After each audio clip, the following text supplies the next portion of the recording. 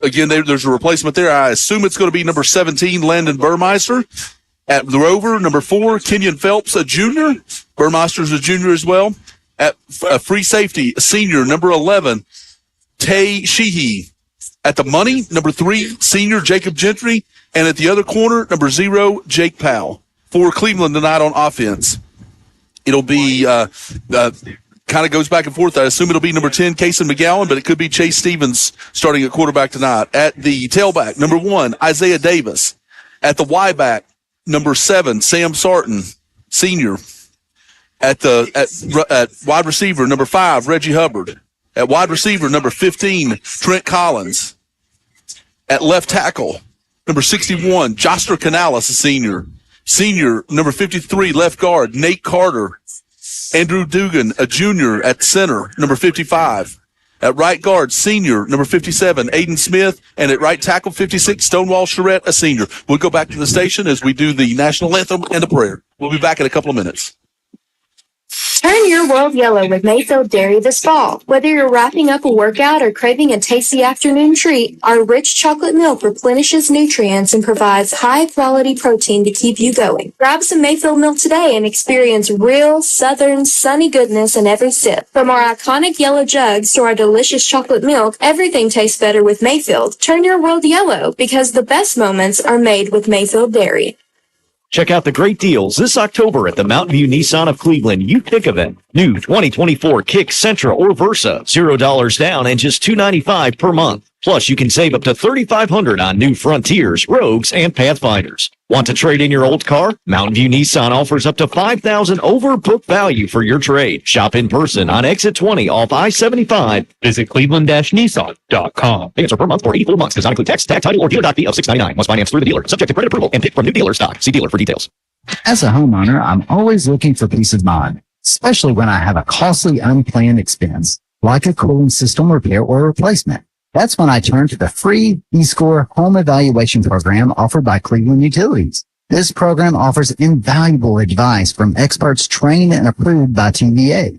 A network of contractors are licensed and insured, so you can be assured the job will be done right and inspected for free. Sign up online at www.2escore.com or call Cleveland Utilities at 472-4521 to learn more. Always looking for ways to help our community. We are Cleveland Utilities, your hometown connection. Bradley Concrete and Lamcon Ready Mix is a family-owned business and has been serving Cleveland for 40 years. They work with customers large and small. Call Bradley Concrete at 423-479-4541 or visit lamcon.us to find out more.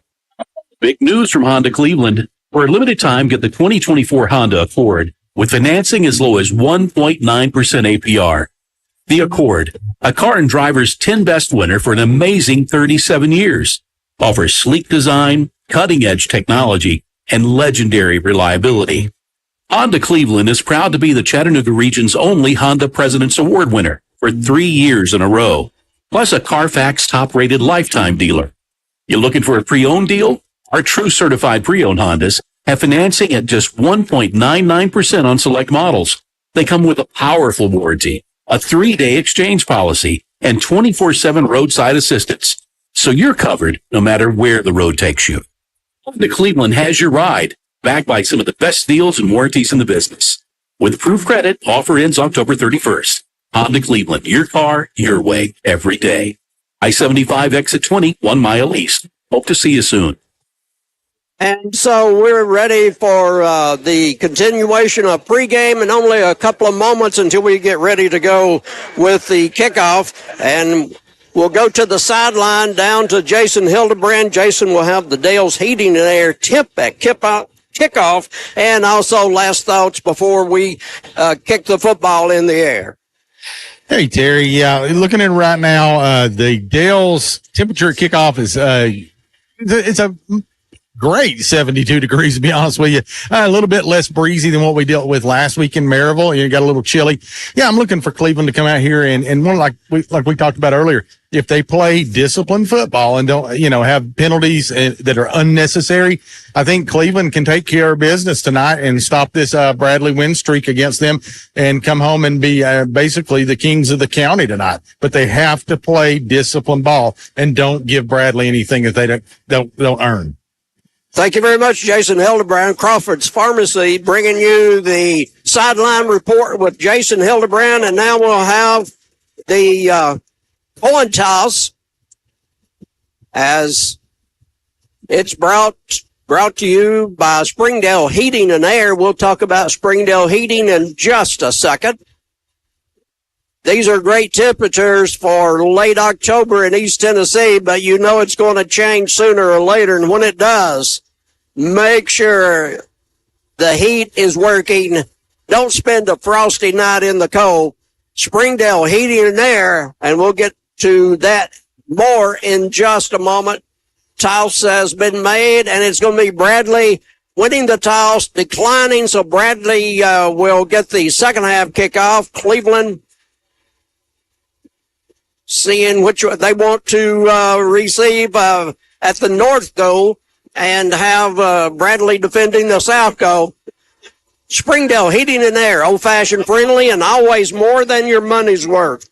479-6363, Springdale Heating and Air. And we send it back to this 30-second commercial from the studio as the kickoff will be brought to you by Chattanooga Auto Square. Back in 30. Welcome to Infinity of Chattanooga. With an expansive inventory of new, used, and certified pre-owned Infinity products, make sure Infinity of Chattanooga is on your list of places to shop when it's time for your next vehicle. Sporty coupes, comfortable sedans, and spacious SUVs. Infinity of Chattanooga has it all. Shop online at infinityofchattanooga.com or take a test drive at Infinity of Chattanooga, just off I-75 at the Lee Highway exit. It's time for the Bradley kickoff as Bradley won the toss, deferred to the second half, and so Cleveland will be receiving on the north end of Bear Stadium. Greg, any last thoughts on your part? Terry, again, this is one Cleveland needs to start fast. They don't need to let Bradley even believe that they have a chance at winning this. They need to start fast. They need to jump out ahead of them and then just put the gas on and win this ball game. And Bradley, the longer they, for Bradley, the longer they can stay in it, the better off they're going to be, the more confidence they're going to get. So they just, as I always say, these first 2 or 3 minutes are going to be interesting. Here's Terry Evans on the call, Bradley Cleveland. Thank you, Greg. Poland White, the left-footed kicker, kicks, and this game's underway. Fumbled by Cleveland and recovered by Cleveland at the 20-yard line. One of the upbacks fumbled the ball, but wisely fell on it. So Cleveland will start at their 20, going north to south or left to right as you listen to the program. Headed towards South Bradley County. That's it. And so Cleveland will come out. A.J. Westfield will line up. Let's see where A.J. is going to be. I'm going to guess he's going to be at the H-back there. He was a tackle last week, and looks like he's going to be left tackle this week. He's actually at tight end. He's playing tight end. That's right. That's 3 helmets down. Yep. So McGowan hands off, and here's Davis going across a 25, almost a first down on the first carry for Isaiah Davis. Isaiah went over 1,000 yards for the season last week. Cleveland goes hurry up. 2nd and 2. Davis left side and got the first before he's forced out of bounds on the opposite side of the field from us. We're on the visitors' side in the press box. And one of the best guys around, in my opinion, Turner Jackson, he always makes things really good for us. And those are the footballs resting on 20 yet they show 3rd in the yard. Yeah, they didn't give him much of a spot there. And the ball goes through the hands of Isaiah Davis, but on the snap, but there was a flag before that snap, thankfully. Luckily, there was a penalty on that one. And so Cleveland backing up. with the first 5-yarder of the night. And exactly what Jason Hildebrand said didn't need to happen happens here on a 3rd and 1. McGowan out of the game. Chase Stevens in at quarterback right now for Cleveland here on this important first 3rd down, 3rd and 6. So it will be trips to the right side. Pass over, caught by Collins, and he's going to be short of a first down by about a yard. So here comes Montavious Smith into the game for Cleveland. So let's see if Cleveland lines up to go for it. 4th and 1 near the 30. It's a long one. Tremendously long one. Yeah, that's a long one. See if Bradley jumps, and there's Bradley jumping. The left end movement. They don't throw the flag. They didn't. I don't think he came across the line of scrimmage. He stood up, but he didn't cross the line of scrimmage. All right. Second time this year that play's not worked. Here's a give. 4th down and 1. Cleveland goes for it. Davis has it. Davis to the 35-yard line. Pick up a 6 for Isaiah, and Cleveland Ford's first down of the game. Almost got 60 there. He had one man to beat. Luckily, he had the angle. The Bradley kid had the angle on him, but he was headed to the house right there. If he doesn't chase him down, he was on that side of the field 1-on-1 by himself. And it shows Coach Tigert and the coaches thinking 4th and 1 at our 29. We go for it. So that's a lot of. And it turns out great. Davis hit and turned and finally gets a yard or two hard earned. But, your first series of the game, Greg, you go for it on 4th and 1 at your 29. You feel pretty good about the chances. Yeah, most definitely. They felt like they could. They're all seniors pretty much all seniors on the offensive line. They've got they've got a full year under the belt. They felt like they were stronger up front than Bradley and could get that one, and they did. Stevens, as Greg said, in at quarterback. He's at wide receiver now. It's going to go to Davis. And Davis spun and twist forward to the 40, short of the first. 3rd down coming up from the 40 of Cleveland. They need the 45. Yeah, that was Martavius Smith actually took that snap. Number 6. 6. Yep. So it's going to be Chase Stevens coming back in. We'll see if he lines up as a receiver. Don't think so on 3rd and 5. So Stevens, junior quarterback. Bradley jumps, still no flag called. So looked like he came over, and here's Davis running to a stone wall, but breaks outside to the 45 to midfield, and Davis is just across midfield to the 49 of the Bears. They had him totally stuffed in the middle, Greg. Yeah, absolutely, Terry. They clogged the middle right there, but they didn't wrap up. Davis broke out of that arm tackle and was able to get upfield for about 11 yards right there. Nice run by Davis and a big run. The opening drive of the game with 8:22 to go in the first quarter, and it's going to be Westfield coming out of the game and flag being thrown. Substitution. So, second penalty in this series against the Blue Raiders. As 8:15 to go in the first quarter, we'll go down to the sideline to Jason Hildebrand for this Crawford's Pharmacy sideline report. Guys, yeah, really, into it down here. Teams into it. Really like what Cleveland's doing. Running the ball here looks really sharp on this opening drive. We've just cut down on a couple of these penalties. Back to you guys. Here's a give and looking for help and got a late block, and it's going to be Yancey carrying the ball for the first time tonight, and he'll go to the 45 and on down to the, see where they say the knee went. Woo, 44. Look better from up here. Yancey's first carry of the game. Stevens. Here's a snap wide open. Yancey on the run to the left side, to the 40, to the 30, and down to about the 28-yard line. There was a hole there just made beautifully by the line blocking, and Yancey carries quickly for another first down and 2 great carries by David Yancey.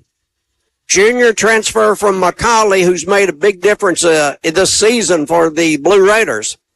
Stevens looks, has all day, rolls right now, fires, outlet pass comes to Shropshire, and he dropped the ball. Oh, Took his eye off of it at the last second. he had some room out there too, Terry. He may could have got upfield for a first down right there.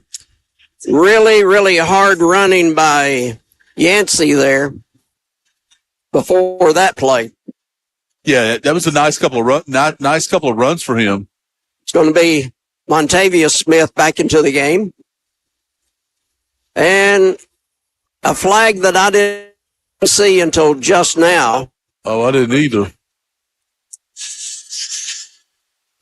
Oh, okay. It's a holding call. Well, Greg, you take your eyes off the field and all of a sudden things look different. Yeah. Yeah, you're all of a sudden 1st and 20. So the ball's going to go back to the Bradley 39-yard line. This is the first series of the game, as Bradley has yet to get the ball on offense. 7-11 to go, scoreless first quarter. Bears showing 5-man front. Here's a give. Davis is hit at the line, and he can't get loose. So a slew of Bears on top of Isaiah Davis. First time they've really stopped the run tonight. So the ball still will be at the 39, second and long. Yeah, that's his 6th carry here in this first drive. Plus Yancey's got a couple of carries. He's 6 for 29, but they definitely stopped him for no gain right there, Terry. In this drive, Stevens 1 of 2 as they hit Collins a while ago, and then the Shropshire had a catchable ball but dropped.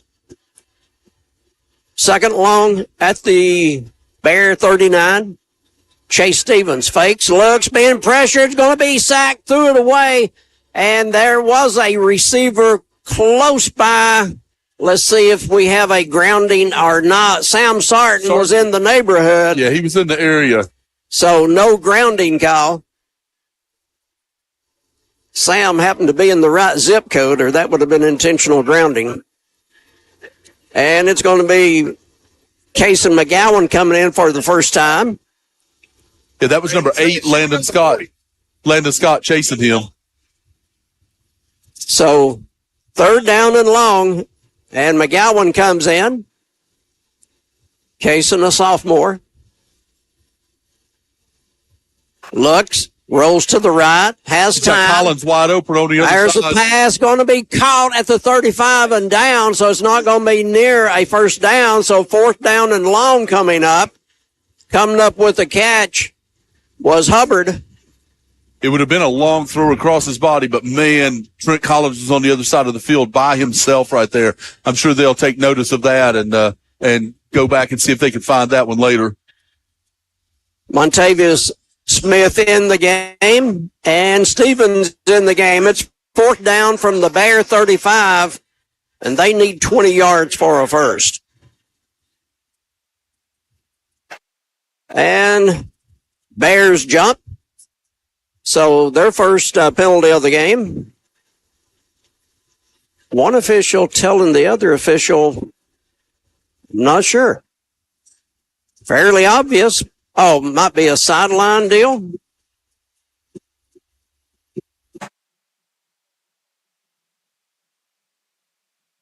Well, What?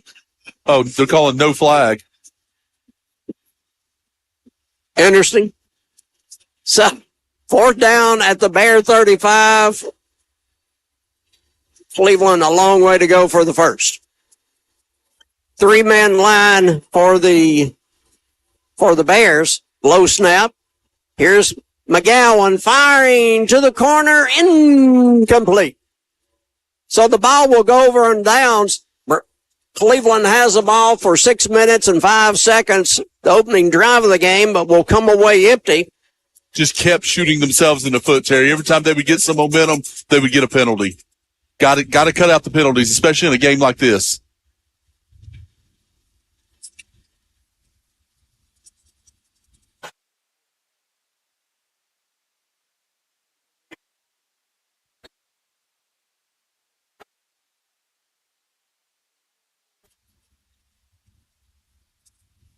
Here's Bradley to the attack. Their first series, give, and up the gut for about 3 yards. They'll make the 38-yard line and be stopped there. So not a lot of space there in the middle.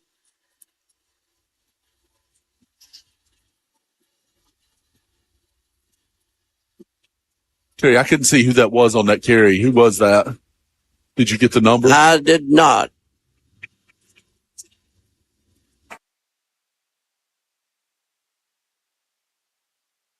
So second down here and about 7 to go for Bradley as they run it up the middle as they come set for action. Quick snap. And we get a flag. Man, there's been a lot of flags. Offsides on Cleveland. Whew. Well, been an interesting first quarter. Let's put it that way. 4 is, I've got him. It's Kenyon Phelps. Kenyon Phelps, Greg. Number 4. Yeah. Gotcha. Kenyon Phelps. He's not listed in the official roster, but yeah, that's Kenyon Phelps. So going to the side will be Tyler Cook.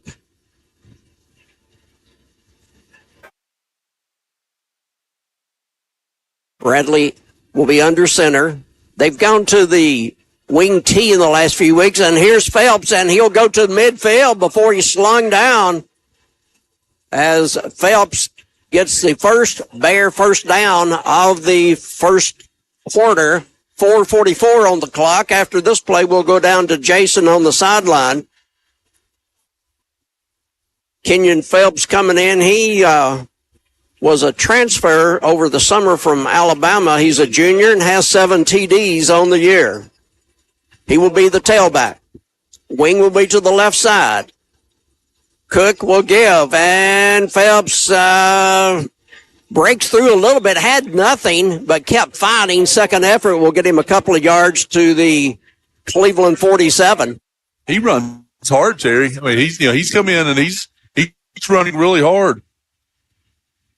And second down come, and we'll go down to the sideline. Jason Hildebrand before the Bears come out of the huddle. Hey, guys, you really like what Cleveland's defense is doing down here. They're not allowing a whole lot. And if you look at the way this game has gone, we're at 3:48 to go in the first quarter. Penalties, they just can't get out of the way of them. Back to you guys. All right. Tucker Cook, freshman quarterback for the Bears. And again, it's going to be the tailback. Phelps play strung very wide and out of bounds as there's some words on the sideline. Officials quickly break that, and so no gain on the play. Third down coming up as Phelps and one of the Raiders were complimenting each other. Nice job by this new look Cleveland defense stringing that out. So ball at the Cleveland 47, call it, between hashes. Center moves it up a little ways. Gets a hold of it, and there's a fumble. Ball's on the floor, and I think the Bears have the recovery. And we've got some pushing going on away from the ball. So no turnover there. Bears recover, but now they're looking at 4th down at the Cleveland 48. So loss of a yard as Brady Lewis, punter, will come in, averaging 37 yards a punt. Yeah, nice stand right there by Cleveland. Got to watch for everything here, though. This is a rivalry game. Bradley has nothing to lose. You got to watch for everything. Good snap, and Lewis gets it away. It's going to hit at the 25 to the 20, still rolling, and Bears will down it at the 17 of Cleveland. And the first Bear attack, and Cleveland has the ball at the 17, only 3 yards deeper than where they got the opening kick. Clock will show 2:09 in a fast-moving first quarter. So, Greg, hopefully here Cleveland can cut down on the yellow flags on the field, put together a scoring drive. Yeah, so Cleveland four penalties in the first two series there, but with Bradley with the ball, Cleveland with the ball, 4 penalties, 25 yards already. So got to cut those penalties down. Got to get Isaiah Davis loose right here for a big one. And the ball goes to Isaiah, and he got the line of scrimmage, and the Bears were there. This one so important because of the county rivalry. This is the 50th game in this rivalry. Cleveland with 27 wins, Bradley with 22 wins. I tell you, this is really important for Cleveland as well, just from a playoff standpoint. So this is a big game. This is a big region game as well. You can't lose sight of that. Twins wide left. Sam Sarton H-back to the left. And here's a give. Davis, he's going to be hit as he didn't get any help after the line of scrimmage. And so Cleveland looking at third down. Montavious Smith coming in. Looks like Westfield will be out, and also Sarton will be out. Shropshire in, and here comes McGowan as the quarterback on 3rd and 9. Trips wide side of the field. Smith lined up closer to the Cleveland bench on the opposite side. The Bradley Concrete Lamcon Ready Mix play clock down to 5. McGowan. And we get a stoppage in play. False start, Cleveland.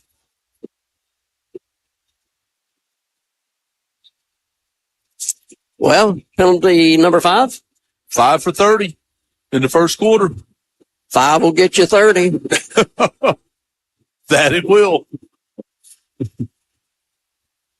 Ball back to the 18-yard line. Yeah, Terry, none of these are hustle penalties. These are all, just mental mistakes. Bradley ready to send 2 linebackers. At least they're looking that way.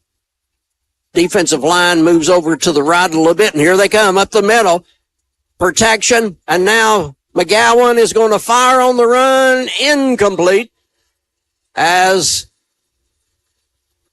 we will stop the clock with 13 seconds still to go. And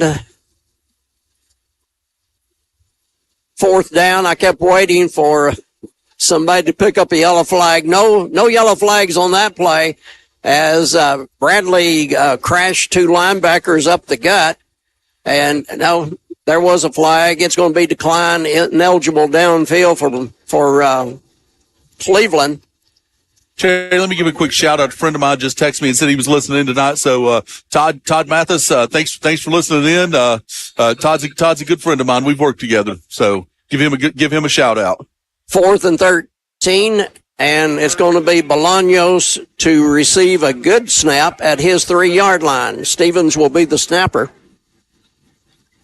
Good snap. Bolaños punts it away and caught at the 50-yard line. Here goes Tyrese Stovall for Bradley to the 40, right sideline and down at the 30.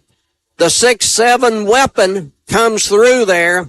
And I know they've gone to a wing tee. I understand the Bradley injuries at quarterback this year, but what a weapon Tyrese Stovall is at 6'7". Yeah, most definitely. And again, they've got to find a way to get him the football. So great field position for the Bears on a nice return by Stovall, but they're going to put it back at the 31. But so 19 yards on the punt return, and Stovall will be wide to the left side, single coverage over there by Collins. No safety help, so it's 1-on-1. Here's a give, and up the middle, a few yards, and stopped. Hard to bring down Kenyon Phelps, but he doesn't get much yards. Went a lot of lateral there as the first quarter comes to an end. At the end of 1, no score at Bear Stadium. Sportsal Mix 104.1, supplied all season long by Wholesale Supply Group, open to the public, and we'll be back in 60. Are you noticing cracks in your foundation walls, moisture in your crawl space, water in your basement, or sunken concrete in your driveways or sidewalk? If so, these are classic signs of foundation and settlement issues. You need a local repair team that can solve the problem with a lasting solution. USS has been repairing homes in Chattanooga and throughout Tennessee for 30 years. For peace of mind, schedule your free estimate today at www.ussen.com/Chattanooga. No more varicose or spider veins. No more tired, achy, restless legs. No more restless nights. Start your journey to a better you with help from Milligan Vein Clinic. Their board-certified physicians have treated thousands of patients using the latest technologies to restore healthy, great-looking legs. There's little or no downtime, and your procedure is covered by most insurance. Milligan Vein Clinic, improving the quality of your life. Visit milliganvein.com or call Dr. James Gooden today at 423-961-5682. We go to the second quarter on Mix 104.1. Jerry Evans, Greg Phillips, Jackson Hillebrand. No score here at Bear Stadium. The Bears have the ball in Cleveland territory at the Cleveland 26-yard line. Second down coming up. Barry, by far Cleveland's fastest quarter of the first quarter of the year. No doubt about it. And they'll go with the I formation. And again, Phelps, the tailback. And somehow they just keeps slipping through their hands and goes for a first down to the 18-yard line. Greg, everybody for Cleveland has hit him once or twice already, but somehow he's not going down. When you hit him, you got to wrap up, Terry. That's a problem. Is we like the big hits, but we don't like to wrap them up and take them to the ground. And that's and Phelps kept fighting right there. He's looked good playing the football and fighting for extra yards right there. So nice run by Phelps. Big first down for Bradley. Put him in the red zone. Quick snap. He goes again up the gut, twisting and turning, getting yards after initial contact, goes inside the 15 to the 13. He's the leading scorer for Bradley with 7 touchdowns on the year in 8 games. So early second quarter, no score. But as Greg said, Bradley in the key of Cleveland drive zone. It's as easy as 1, 2, 3 on South Lee. This Cleveland defense right here, Terry, needs to be bend but not break. And a jump by the offensive line. Second penalty of the game against Bradley. So it's going to be a 5-yarder. And move the Bears back on the other side of the 15. So a nice Cleveland crowd below us and somewhat late arriving crowd for Bradley, but they have a good crowd representation on their side now. Yeah, it was a late arriving Cleveland crowd as well, but they definitely have shown up. Here's again, Phelps again, nothing up the gut. So we'll see what Damon Floyd has in mind as ball will be resting on 2nd and 9 from about the 18-yard line. That's his Make that to 17. His 7th carry for 24 yards. Bears break the huddle. Unusual to see a team huddle now, Greg, every play. It doesn't happen often, but Damon's wanting to take the air out of the ball and make this as there's another penalty on Bradley. And taking a step forward before the snap is Phelps, and so Bradley commits 2 5-yarders here in the last couple of moments. Give them 3 penalties thus far. So move it back across the 20 to the 22-yard line of the Blue Raiders. No score here in the second quarter, just over 10 minutes to go until the Southland Finance halftime show. We have a very special guest coming up at halftime. Do we? We have a very special That's guest. what I'm talking about. First pass of the game over the middle. It's picked by Cleveland. David Yancey comes up with the pick. The tight end, Brady Lewis, was the intended receiver. And the first turnover of the game, David Yancey comes up big time. Right at the 1-yard line. That may be why they don't throw it, Terry. Yeah, during the last time out, Greg and I discussed that situation. And so That might be a point right there of why we didn't see a pass on their first drive.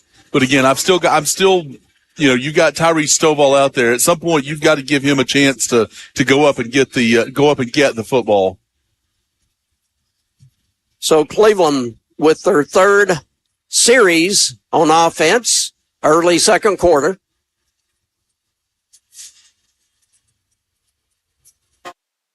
And a keeper right side running the ball and going almost to the 10-yard line, depending on the spot. That gets them out of the shadow of the goal line. That was Westfield on the carry there. So the big guy carries, and looking at stats today, Westfield, Greg, has 4 rushing touchdowns on the year. Can you believe it? Yeah, I mean, again, when he gets the ball, he gets upfield and he runs hard. So, I think we'll probably, over the next few weeks, probably see a little bit more of that with Cleveland as banged up as they are. Chase Stevens comes in. So second, about 3, flag on the play. Here goes Davis across the 20 to the 25-yard line. Flag on the play, though. This one may be wiped out. I think Isaiah Davis split it through a small crack in the line and went off to the races. Yeah, it's going to be a sideline warning. Cleveland, one of Cleveland's coaches was actually standing on the field at one point. So I think the play will count, but. So ball at the 25. So nice run by Davis is going to hold up. Yeah, that's the thing. He was literally standing on the field. That's the thing, Greg, about Davis. You may stop him a few times, but if you ever let him see daylight. Smith late getting on the field. Play clock still, though, in the 20s, so no sweat there. Yeah, Westfield come off the field for some reason. And a offsides on Cleveland. I think he was lined up offsides. But he looked at the official and asked him, and the official told him he was fine. Well, interesting first half, let's say. Back to the 20-yard line. As right in the middle of Bear Stadium at the 20, Cleveland's 20, and we'll go under the 9-minute mark of the first half, still no score. Bradley threatened a while ago. Yancey intercepted at the 1 for Cleveland. Davis looking for friends on the right side. Not much there. So Stephen comes over and talks to Coach Tigard. It was his 10th carry. So 10 carries, 48 yards for Davis here thus far in the first half. As we said, went over the 1,000-yard mark last week up at Maryville.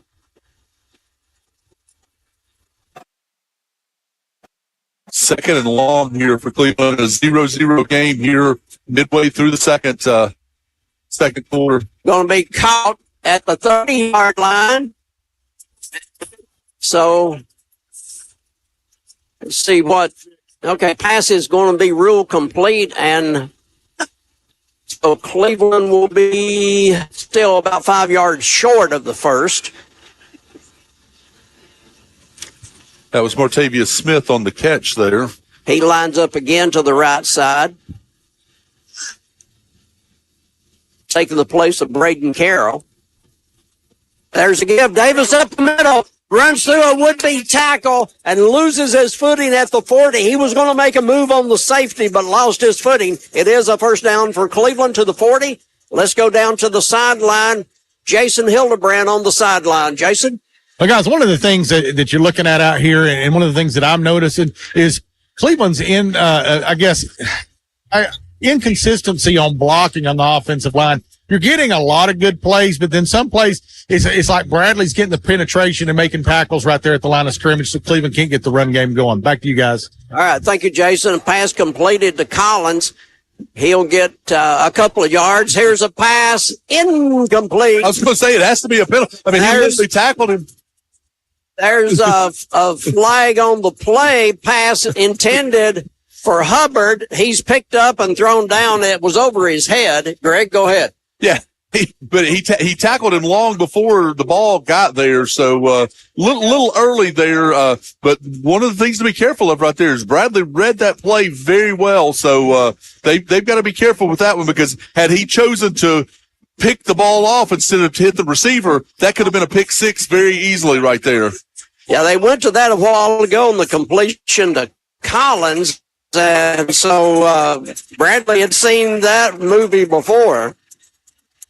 So it is against the Bears. They'll move it across midfield, and it's going to be Cleveland first down after the mark-off from the interference to the 47-yard line of the Bears, and 6:53 to go on the first half clock. Still no score here at Bear Stadium. Both teams trying to overcome many injuries and players who were being counted on in preseason and are not being able to go now. Here's Davis. Davis to the 40, outside, right side, 30, to the 20, and finally down inside the 20-yard line near the 17.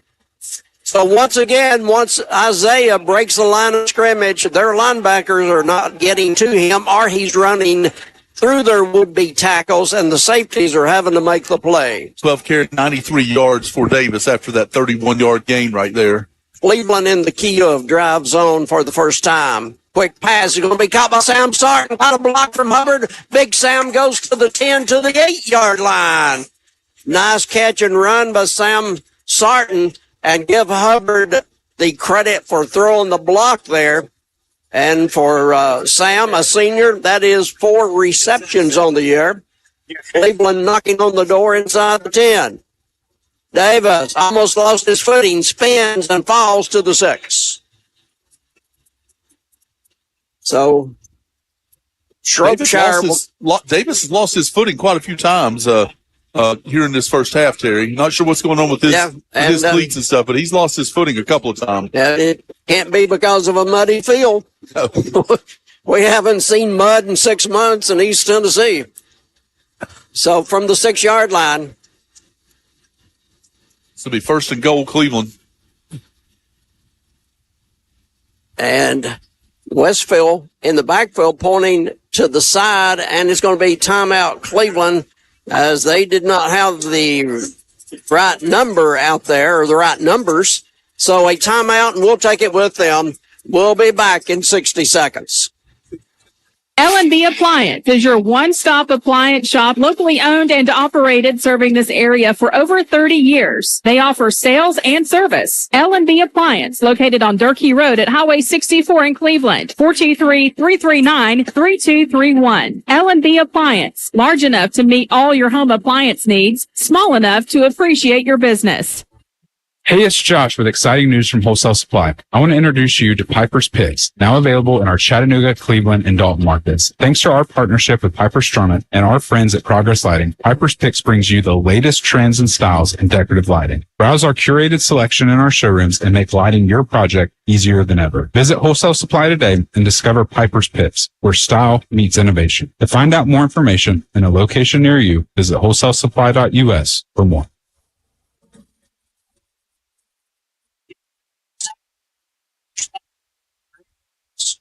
They just got to finish right here. They've got to not get penalties, and they've got to punch this one into the end zone. You may get a steady side of Westfield right here a couple of different times. Here's again Westfield with the ball, reverses the field. Legends got where he's going to make it in. They had him back up the 7-yard line. He was covered, had nowhere to go but to reverse his field. It took him a moment to reverse all of that, but he reversed it. They hit him at the 3 to no avail. Westfield has his 5th rushing touchdown of the year. I was about to have to eat my words right there, because I was literally about to say, you don't want Antonio Westfield running left and right. And then he runs left and right and cuts it upfield. And and here we go. And he gets into the nice run. Just like it's drawn up. Yeah, just every day on that. They run right, beat rounded bears, and reverse. Bolaños is up, and it's good. Sloan Bolaños, Mr. Reliable with another before and after, and we'll be back in 60 seconds to score. Cleveland 7, Bradley nothing, 5:25 to go in the half. We're back in 60.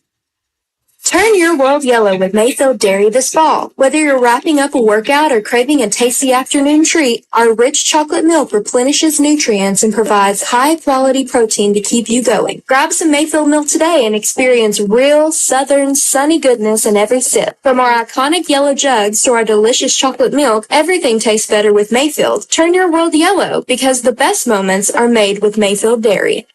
Check out the great deals this October at the Mountain View Nissan of Cleveland You Pick event. New 2024 Kick, Sentra, or Versa. $0 down and just $295 per month. Plus, you can save up to $3,500 on new Frontiers, Rogues, and Pathfinders. Want to trade in your old car? Mountain View Nissan offers up to $5,000 over book value for your trade. Shop in person on Exit 20 off I-75. Visit cleveland-nissan.com. Payments are per month for 84 months. Does not include tax, tag, title, or dealer fee of $699. Must finance through the dealer. Subject to credit approval and pick from new dealer stock. See dealer for details. As a homeowner, I'm always looking for peace of mind, especially when I have a costly unplanned expense, like a cooling system repair or replacement. That's when I turn to the free eScore home evaluation program offered by Cleveland Utilities. This program offers invaluable advice from experts trained and approved by TVA. A network of contractors are licensed and insured, so you can be assured the job will be done right and inspected for free. Sign up online at www.2escore.com or call Cleveland Utilities at 472-4521 to learn more. Always looking for ways to help our community. We are Cleveland Utilities, your hometown connection. Cleveland kickoff. It's in the end zone, bounces back on the field. Of course, once it got to the end zone, the Bears will get it at the 20-yard line. They're 20, trailing 7-0 here in the second quarter to Cleveland, who just scored on that run. Beautiful run. A.J. Westfield here, running outside, down the sideline, and finally cut down at the 35-yard line. Their main ball carrier tonight, no doubt about it, Kenyon Phelps, a junior, and ball to the 35. Nice run of 15 yards for Phelps. That's 8 carries, 41 yards for Phelps in the first half there. And Bradley has gone really just to an eye, Greg, instead of wing tee and all that stuff. Yeah, this is more traditional, like you say, a more traditional eye. They really haven't been in a triple option or a power field or anything like that. They really have stayed with eye with Brady Lewis as the fullback and Kenyon Phelps as the running back. And again, he's hit at the line, brings it down, still gained a yard or two after initial contact. Still coming back in now for Cleveland. And Yancey coming out. No, actually, Yancey coming over to get instructions from the coach. So he will stay in as a safety. He had the interception at the 1 of Walker. So a long drive by Cleveland there after the interception at the 1 yard line. Coming out of the game at the 8-4. Again, same play.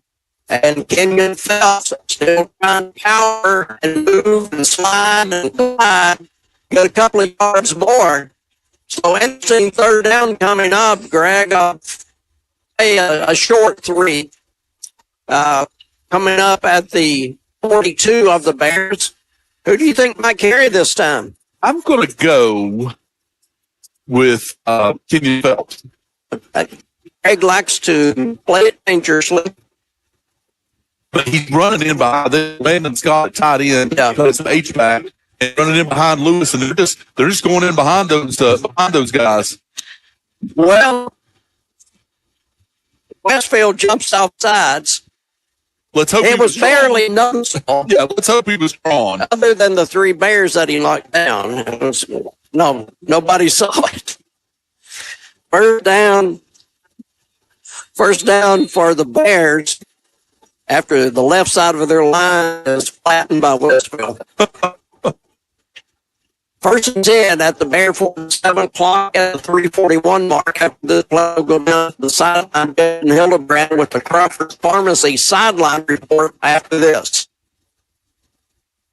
And it's going to be Phelps. And Phelps is stopped this time. No gain on the play. Down to the sideline.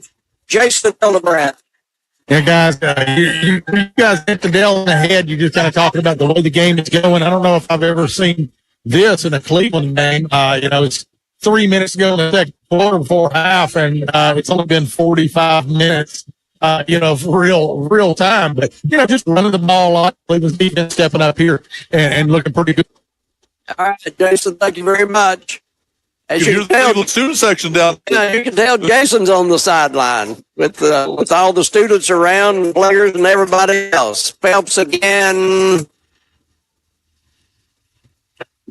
Well, they give him the line of scrimmage. Third down coming up, so no gain. Third and call it 7 for the Bears, just across midfield. Clock at 2:30 in the first half. Cleveland up 7-0. Southland's halftime show coming up. We have a very special guest coming up as part of the Southland Finance halftime. Great to have all the stats of the first half. Unless you tell me who the special guest is. And Cleveland jumps offside again. How do you jump off sides when you're standing over the ball? That's another good point, Greg. So, Cleveland, this time, Westfield didn't jump. It was Carter, I believe. Yeah, I think it was Carter. So that will move the ball to the Cleveland 44, 3rd and 1. Much more manageable for the Bears. Phelps, left side, has the first down the sideline to the 30. Phelps out of bounds on the far side of the field. As they run to the short side of the field, a couple of blocks at the point of attack, and Phelps takes off. Nice job by Phelps right there, hitting that off tackle and then not having anything there, bouncing it outside, able to get 22 yards on that. So give him 13 for 76 here in the first half. Phelps has had a nice run of it. He has been the offense thus far. Oh, absolutely. The only offense. He goes around left side. Cleveland misses the tackle. It's going to be forced out near the 15, but the flag right there as he threw that flag right there.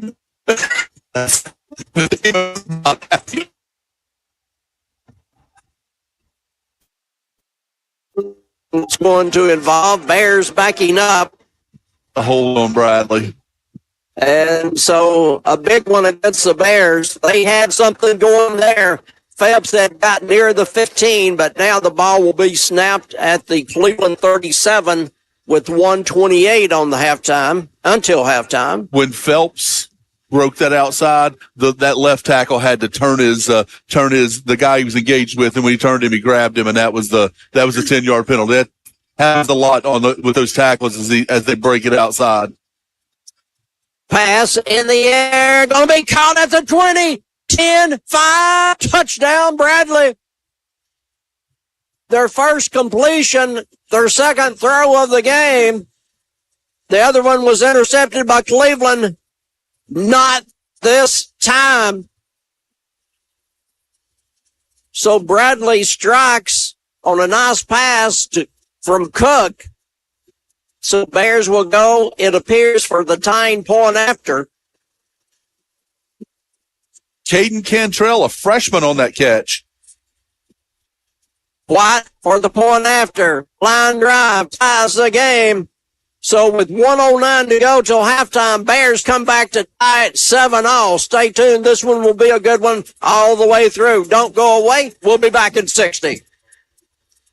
Bradley Concrete and Lamcon Ready Mix is a family-owned business and has been serving Cleveland for 40 years. They work with customers large and small. Call Bradley Concrete at 423-479-4541 or visit lamcon.us to find out more. Food. It's our thing. But how you shop for it, that's all you. Order online. Bread, milk, and fresh baked cookies. And pick it up curbside. Thank you. or have it delivered straight to your door. Here's your Food City delivery. Oh, thanks. With Instacart or DoorDash. Nobody does food like Food City. And now get it straight from our doors to yours. It's time to come home to Jenkins Deli, Cleveland and Bradley County's heritage restaurant for over 40 years. The owners of Jenkins have raised the bar in food quality, expanded the bar menu with new seating, new televisions. And now Jenkins has a Sunday brunch. You have to try Jenkins' new barbecue, including smoked pork and brisket. Live music on the Jenkins patio every Friday from 5 to 8 p.m. Dinner specials. It's time to come home to Jenkins. Follow Jenkins Deli on Facebook. It will be Bradley kicking off. David Jansen, one of the upbacks, takes it and is forced out near the 30-yard line. And so they will give him the 32. First and 10 Cleveland with 1:01 on the clock until halftime, and we're tied at 7. And it's anybody's ball game. Cleveland's got 2 timeouts left. They've got a minute 1 left. The clock stops at every first down. They've got plenty of time to score here. They just need to put some plays together. McGowan hands off. Here is Davis running to the 40, breaks a tackle and goes out of bounds at the 45 of Bears. Nice run, Isaiah Davis. 53 seconds on the second quarter clock. Put him over 100 yards on the night already. 14 for 118 for him here in the first half. It's a good start to the drive, though, for Cleveland. A touchdown here would be a thing of beauty to get the momentum back on the Cleveland side. Right now, it's resting on the other side of the field. And Bradley gets the ball to start the second half as well. They deferred the coin toss. McGowan. He's open. Deep. 1-on-1. It's overshot Smith by just a yard or 2. Coverage there by Allie Scott of the Bears, but Montavious just could not quite get there in time. Yeah, he just needed just a little bit more air under that for him to run on it. Nice pass, just unable to connect on the big ones. Emilio Green in for Cleveland. Smith will come out, and it will be Hubbard this time short side of the field as a wide out. Trips to the wide side. McGowan firing the screen pass back to Hubbard. He is going to be tackled at the 43-yard line. Couple of yards on the play. Clock running, and now we'll call a quick timeout. 38 seconds on the clock. We'll keep it right here as time to talk about some very important people. We appreciate our friend at the 24/7 movement and also ATS The Bridge for helping us with our pregame stuff tonight. Join the 24/7 movement and make a difference. Keep drivers and passengers safe on our roads. In memory of Dustin and Brittany Dillard. Find out more at the 247movement.org. ATS Bridge raises awareness of the opioid epidemic, guiding people who are ready to seek treatment, encouraging them to sustain sobriety once they are clean. Find out more at atsthebridge.com. 2 great not-for-profits right there that you mentioned, Barry, doing some great things in our community for youth and for adults. Sometimes people do amazing things in roles like those two organizations. Most definitely. So third long here for Cleveland. We'll see if we can get the first down. McGowan looks, fires to the right side. Pass is going to be caught. Nice catch at 37, but not going to be able to get any yards after the catch. Coming up, be Schwartz. Coming up with the play, be Collins. Clock at 27 seconds, and Cleveland Burns. I thought they signaled for the clock to stop. They're showing 4th down, but the marker is nowhere close. Yeah, they haven't marked it yet. And all right. That is a terrible spot. He at least made the 41. That was the penalty after the play. Oh, it's a penalty. It's going to be a first down Cleveland. So first down, Cleveland, penalty on the Bears. And so that changes everything. That's why they didn't move the ball to where he was tackled. Down to the 22-yard line. 50 yards for Bradley right in the first half. So Cleveland at 2, late in the half. Game tied at 7. McGowan looks, fires over the middle. Oh, and the knee hit about the 2-yard line. And they're saying, no, he didn't. His knee didn't hit. Touchdown signal, flags on the play after the play is over, as we have 16 seconds on the clock. As coming down with the ball was Hubbard. I thought his knee hit when he tried to spin away from a would-be tackle. Sure Not was Smith. close. Smith. No, I think it was Hubbard. I think it was Hubbard, wasn't it? I thought it was Hubbard. Smith is one getting all the congratulations.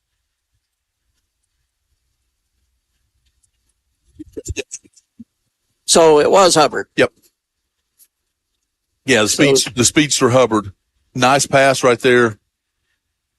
Not sure what the penalty is, but like you, Terry, that knee was really close to hitting the ground right there. But you can't go back and review it, so they've already called that a touchdown, so they can't go back and do anything about that. And we'll see what the penalty is after the. Yeah. After I got a feeling somebody may have said something. Oh no, wait, Greg, not in this game. And Greg, going to be a dead ball, personal foul against the Bears. Foul on the Bears. They'll do it on the kickoff. So clock with 16 seconds to go. Cleveland's point after attempt coming up. And so Green comes in, Bolaños comes in. You have to figure it's going to be, Cleveland lines up as they do sometimes with the swinging gate to see if they can come up with a 2-point conversion. And now they go to line up as a normal point after attempt coming up. I thought they might take the penalty right half the distance and actually go for 2 right there. Here's the kick. Bolaños' kick is good. Cleveland leads with halftime. We'll keep it right here. We need to talk about some very important people as we're in the Bradley Medical Center broadcast booth. Bradley Medical Center, an affiliate of Vitruvian Health. Dale team there brought you the tip at the half. Greg will have the Waste Connections halftime stats, wasteconnections.com. First drive of the game was brought to you by First Horizon. At First Horizon Bank, we will find a way. Key Street near Chick-fil-A and also 25th Street at Chambliss Avenue. Scoreboard, Elders Ace Hardware on 25th Street, soon to be located on Key Street. We'll try to get a scoreboard also in a few moments. Timeouts, Milligan Vein. Do your legs feel heavy, tired, or achy? Dr. James Gooden offers an office treatment that will make you look and feel better in one day. MilliganVein.com. So ball at the 45 for the kickoff.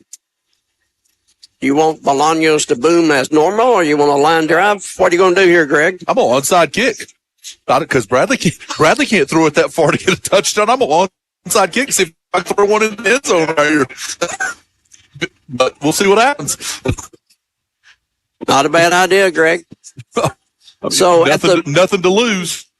Cleveland to kick off at the Bradley 45.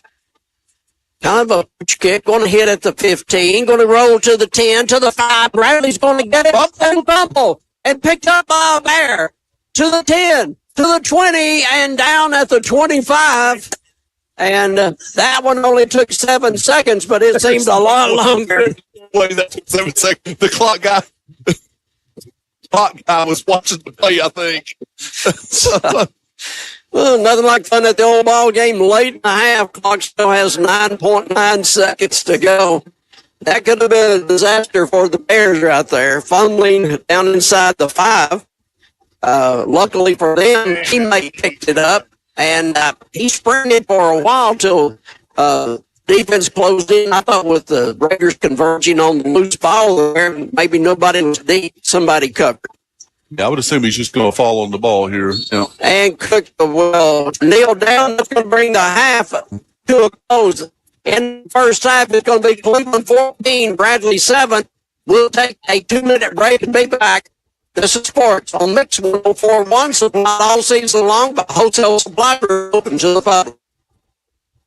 White Brothers Construction Company Incorporated has over half a century of experience completing some of the most challenging projects across the Southeast, from moving millions of cubic yards of excavation in Alabama to spanning rivers in Virginia. Find out more at WBCCI.com. WBCCI.com. Wright Brothers Construction Company congratulates the student athletes and families.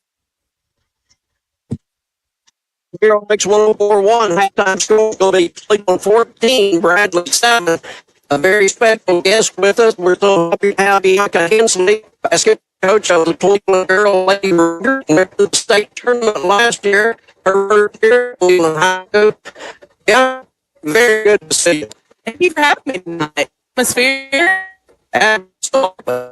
And it's just about the Mix 104.1 basketball will be Wednesday at Fulton Country Club, and look forward to seeing you there. And let's talk about the line for 24-25. Yes, sir.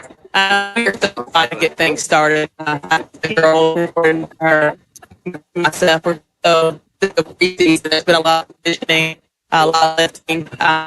Just ready for the upcoming year. Next week we'll have everyone together finally. We have our volleyball kids all the weeks. They had such a season. We have 7 seniors this year. We have Words, Emma Smith, and Kamai Tanner. Some other role seniors that are out here. We also have junior Ileana Rodriguez, who's obviously our return guard. All state yeah, big player, so we're thankful to have her back. And we have 3 sophomores that got so much experience this past season, like Copeland and Emily Patterson. They had a really so excited to see what they're doing too. And we have some really special. A lot of new pieces. We have 5 or 6 freshmen. Led by Mariah Huffman, your cheer, a chance to get them with such like this and I really some 5 or they play multiple positions and on the ball really well.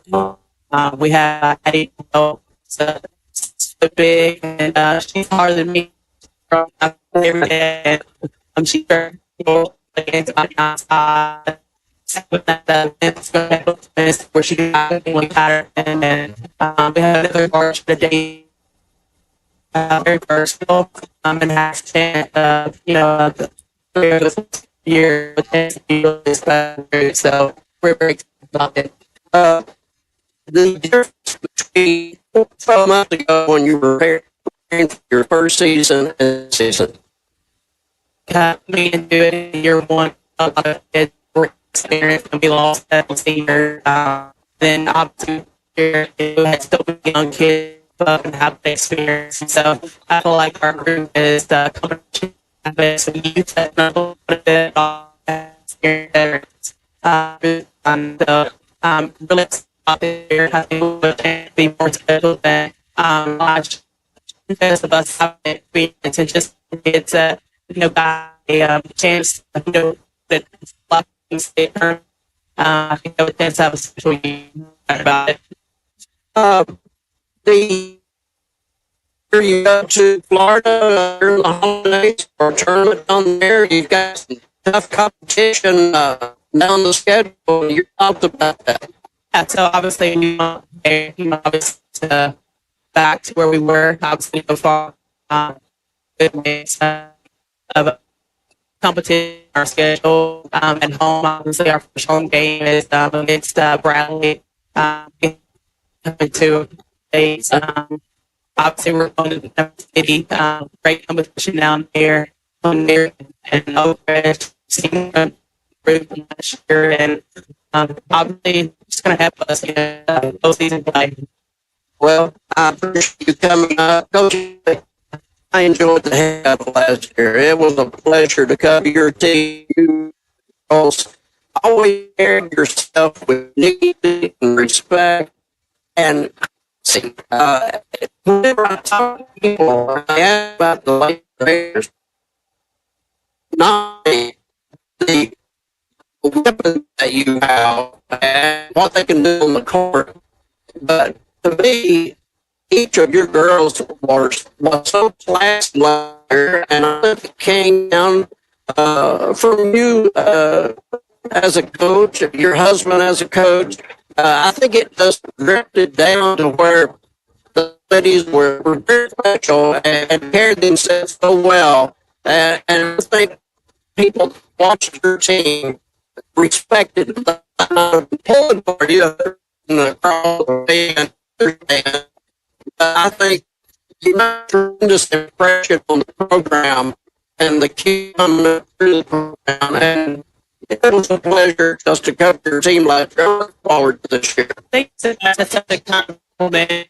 Obviously, I hope to go to this page game last year, but one thing that I took into us, but I was so blown away. So out of just how much people they brought to, me and our community and our fans. Gosh, girls are a pleasure day, and so they're so so excited to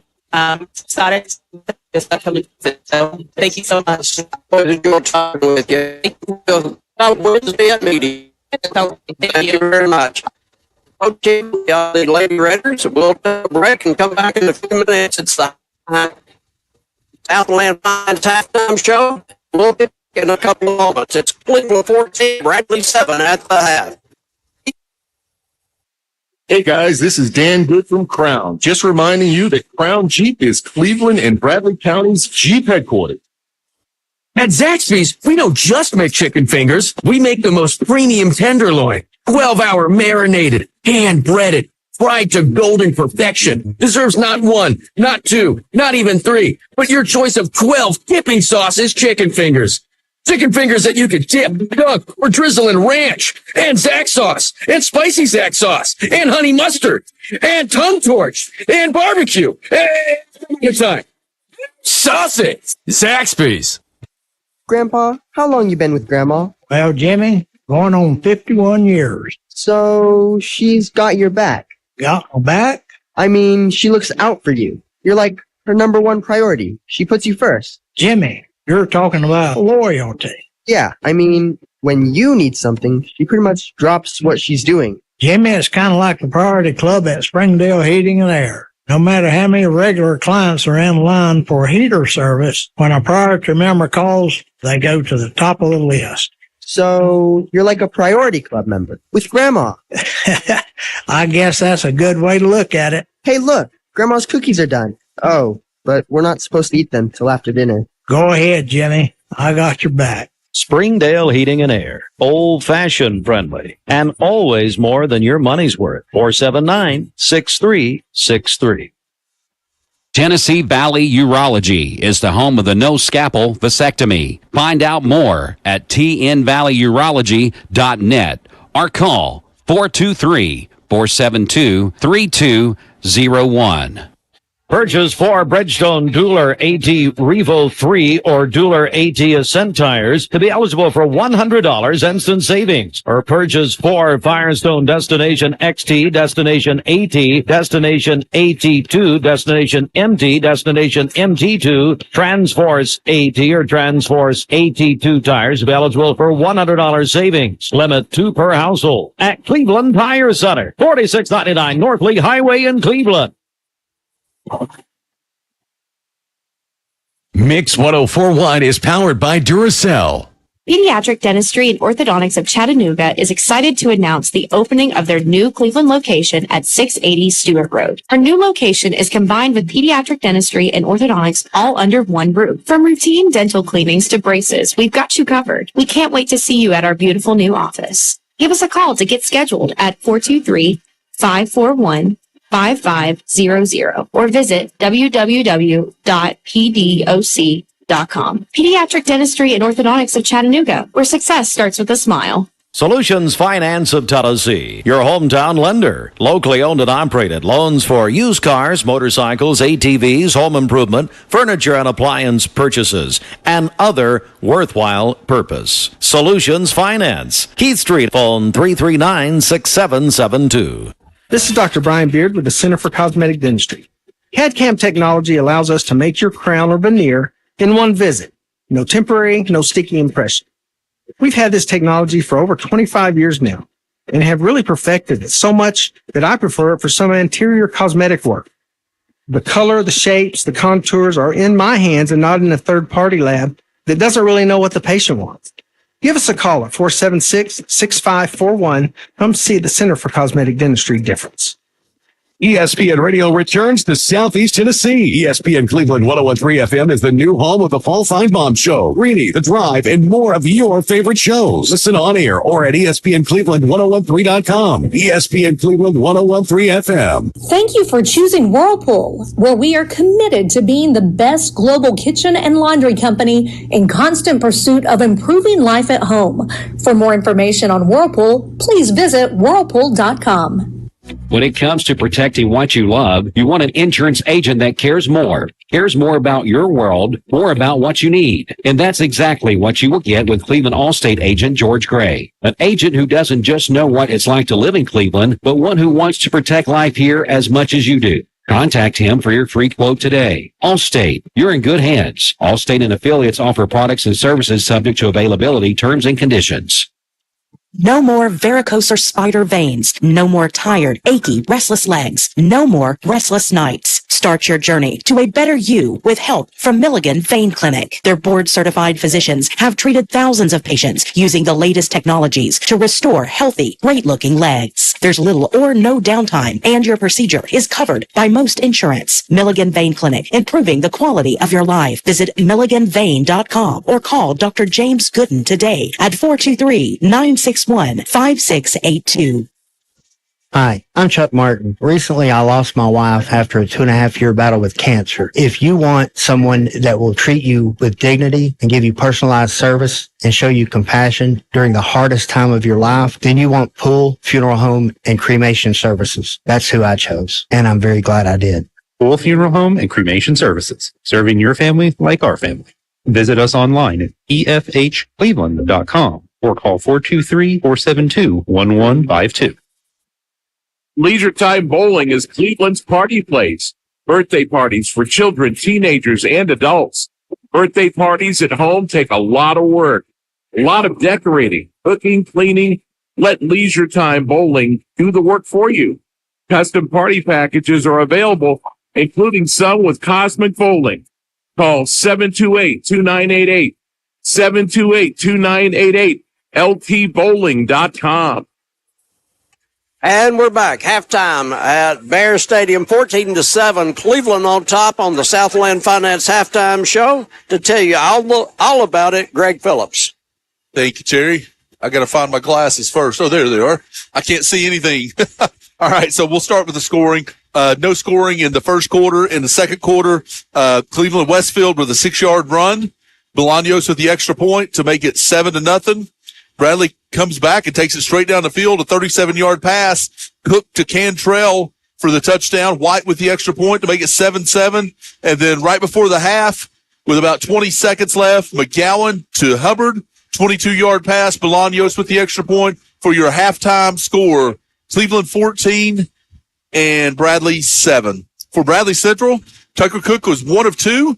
Neither pass. A little fun fact, Terry, neither pass hit the ground. That's right. 1 interception and 1 touchdown. So he was 1 of 2, 37 yards, touchdown, and an interception. That touchdown, like I said, was to Cantrell. Rushing, it was all Kenyon Phelps. He was 13 carries for 76 yards. Landon Scott fell on a fumble for -1, and then Tucker Cook took a knee to end the half for -1. So they were total rushing of 15 for 74. And then, like I said, 1 catch for 37 yards for Caden Cantrell, and that was a touchdown. Total yards in the first half for Bradley Central, 111. 95 of those were in the second quarter. Bradley had 6 penalties for 70 yards in the first half. for Cleveland. I'll go ahead, since I'm over here, I'll go ahead and do the penalties. Cleveland had 8 penalties for 45 yards in the first half. Chase Stevens was 4 of 5 in the first half for 24 yards. Casey McGowan was 4 of 7 for 39 yards, and he had that 22-yard touchdown to Reggie Hubbard. Goodness. Isaiah Davis carried the mail. He was 14 for 118 in the first half. Martavius Smith had 1 carry for 3 yards. David Yancey had 2 nice carries for 28 yards, and A.J. Westfield 2 for 13. And he had that 6-yard touchdown plunge. So 19 carries, 162 yards in the first half for Cleveland. Receiving, Martavius Smith had a catch for 8 yards. Trent Collins 2 for 10. Reggie Hubbard 2 for 26 and a touchdown. Sam Sarton 1 for 8. And they had 63 yards of total passing yardage. Goodness, couldn't get that out, Jerry. And Cleveland had 225 with 45 yards in penalties in the first half. So that's your halftime stats, Terry. Let's go ahead and we'll take another break here. About 5 minutes left till we get going here in the second half. We'll take a break. This is High School Sports, supplied by Wholesale Supply Group. We'll be back in 3 minutes. Voitech Center for Orthopedic Care treats all orthopedic injuries, including neck and back pain. At Voitech Center for Orthopedic Care, insurance isn't a worry because they accept all insurances and can even get same-day appointments or even walk-ins. Digital x-rays are even on site. Voitech Center is also a certified concussion care specialist. Contact Dr. Voitech and his staff at 479-3600 for your appointment today. L&B Appliance is your one-stop appliance shop, locally owned and operated, serving this area for over 30 years. They offer sales and service. L&B Appliance, located on Durkee Road at Highway 64 in Cleveland, 423-339-3231. L&B Appliance, large enough to meet all your home appliance needs, small enough to appreciate your business. When life gets busy, Little Caesars can be there to help with hot and ready pizzas and more from 4 to 8 p.m. You can't beat the taste of delicious pizza at a great price and hot and ready for dinner. 3 locations, Paul Hupp, Key Street, and McGrady Drive, or order online. Since 1993, Check Into Cash has offered cash solutions to our customers. The application process is simple, and the lending decisions are quick. If you've been approved, you can leave our store with cash in hand. Our loan options are built to handle life's small emergencies. We offer reliable payday loans and line of credit options. Visit our website at checkintocash.com to learn more about your options. And when you're ready, drop by our conveniently located stores in the Chattanooga area, including Cleveland and Athens, to apply. We also offer various in-store financial services like check cashing, money orders, wire transfers, and even gift card buyback. Take the first step toward a bright financial future. We're here to help and aim to be your one-stop money shop. Not all consumers will qualify. Eligibility, rates, terms, and conditions apply. Rates, restrictions, and fees apply to store services. Please call or visit your local store for details. Do you have too much stuff? Most of us do. It's time to call All Safe Storage. All Safe Storage has 5 locations serving Cleveland and Bradley County. Founded by Ed Brown over 35 years ago. Get your first month free at All Safe Storage. Call 479-6377. First month free, 479-6377. Or allsafetn.com. Imagine a truck that doesn't just own the road, it dominates it. It's not just about the destination. It's about the journey. And our new GMC Sierra is elevating every moment of that journey for me. It's not just a truck. It's a lifestyle. Don Ledford didn't just sell me a truck. They saw the lifestyle I wanted, and they found me that truck.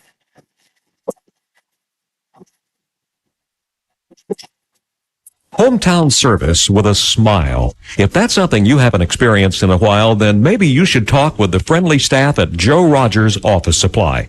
With free delivery, no minimum order requirements, and a great selection of office supplies and office furnishings, they're sure to brighten your day. Visit or call today at 476-7527. That's Joe Rogers Office Supply for friendly hometown service with a smile. It's not every day that you buy a house. And if you're only going to experience something like that 2 or 3 times in your entire life, would you rather enjoy the experience? For home buying that is truly good, come to Southern Heritage Bank. We make home buying simple, fun, worry-free. In a word, we make it good. Find out more and apply now at southernheritagebank.com/mortgage. Let's do something unbelievably good. Southern Heritage Bank, a division of First Citizens National Bank, member FDIC, equal housing lender. Toyota of Cleveland's 9th annual Trunk or Treat is coming soon. Saturday, October 26th from 5 p.m. to 7 p.m. at Toyota of Cleveland. You can drive through and see all the Halloween costumes and grab bags of treats. For more details or to be a sponsor, you can go to toyotaofcleveland.com for all the details. Trunk or Treat at Toyota of Cleveland, October 26th starting at 5 p.m. Exit 20 off of I-75. Make sure you get in line early. Are you tired of high cooling and heating bills every year? It's time for a change. Call the experts at Independent Insulation Services at 423-716-3762. Our advanced spray foam insulation can save you money and keep your home comfortable year-round. Don't wait. Get your free quote today. Independent Insulation Services, your spray foam experts. When I became a Langley roof and my family called and got me ready for winter, I started looking around at the neighbors, and the one next door is missing flashing, the one across the street, the roof cap is all worn. I know their attic is getting drenched, all those memories. One on the other side's missing like 30 shingles. When you're a Langley roof, you know how lucky you are. I didn't cost any more, and Langley took care of the financing. My family, they made it easy on themselves, but most of all, they made it easy on me. LangleyRoofs.com. See a ready roof? Chances are it's a Langley. We go to the third quarter in a 14-7 game. It's anybody's ball game. And before the game, the heavy favorite was Cleveland, but Greg, with injuries and etc., it's a whole different ball game right now. 14-7 Cleveland. They took the lead late in the half. Yeah, most definitely, Terry. I mean, again, it's a rivalry game, so it's always a battle, and it's going to continue to be a battle. Bradley has had a tough year. They're 3-5 right now, and this is they're really they have to win this game and the Bearden game next week to make the playoffs.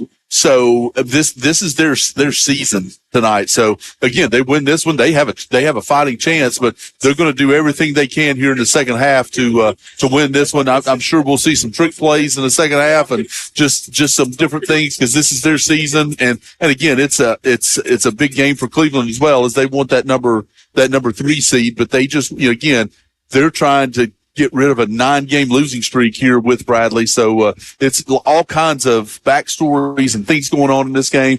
And it's just, it's a fun atmosphere, and, look forward to getting this second half going.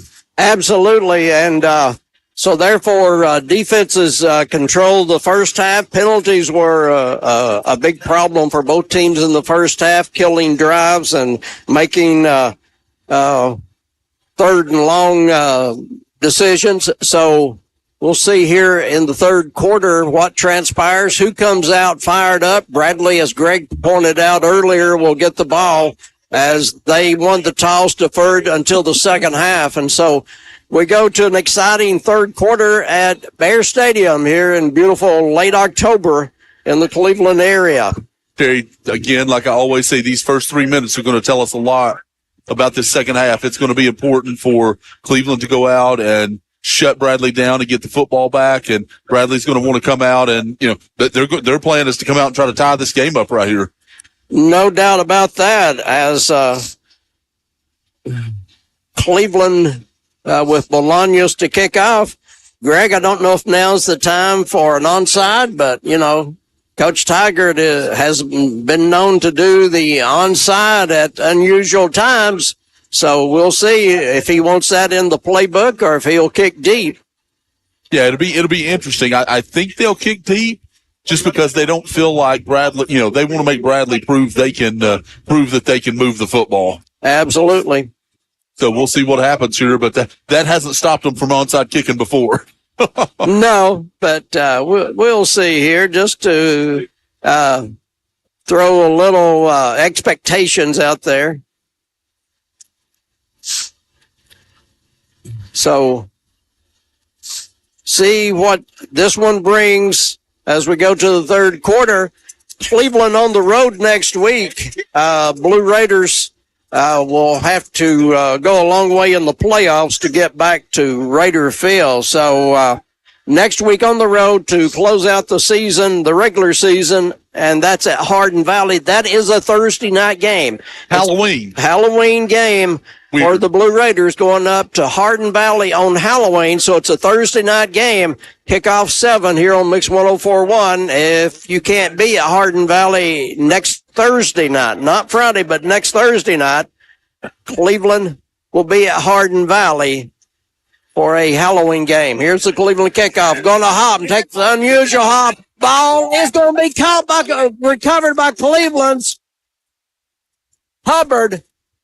The ball took a couple of strange bounces, and Bradley's been having trouble with the Cleveland kickoffs. They fumbled the other one, and on a funny hop, and now this one bounces back toward Cleveland, and they cover. Well, Terry, I mean, they have one guy back deep, and they're expecting him to cover the whole field, and he can't do it. And so, again, I'm not sure what they were trying to accomplish right there, but obviously Cleveland accomplished what they wanted to. It's going to be Cleveland football already in the Cleveland drive zone.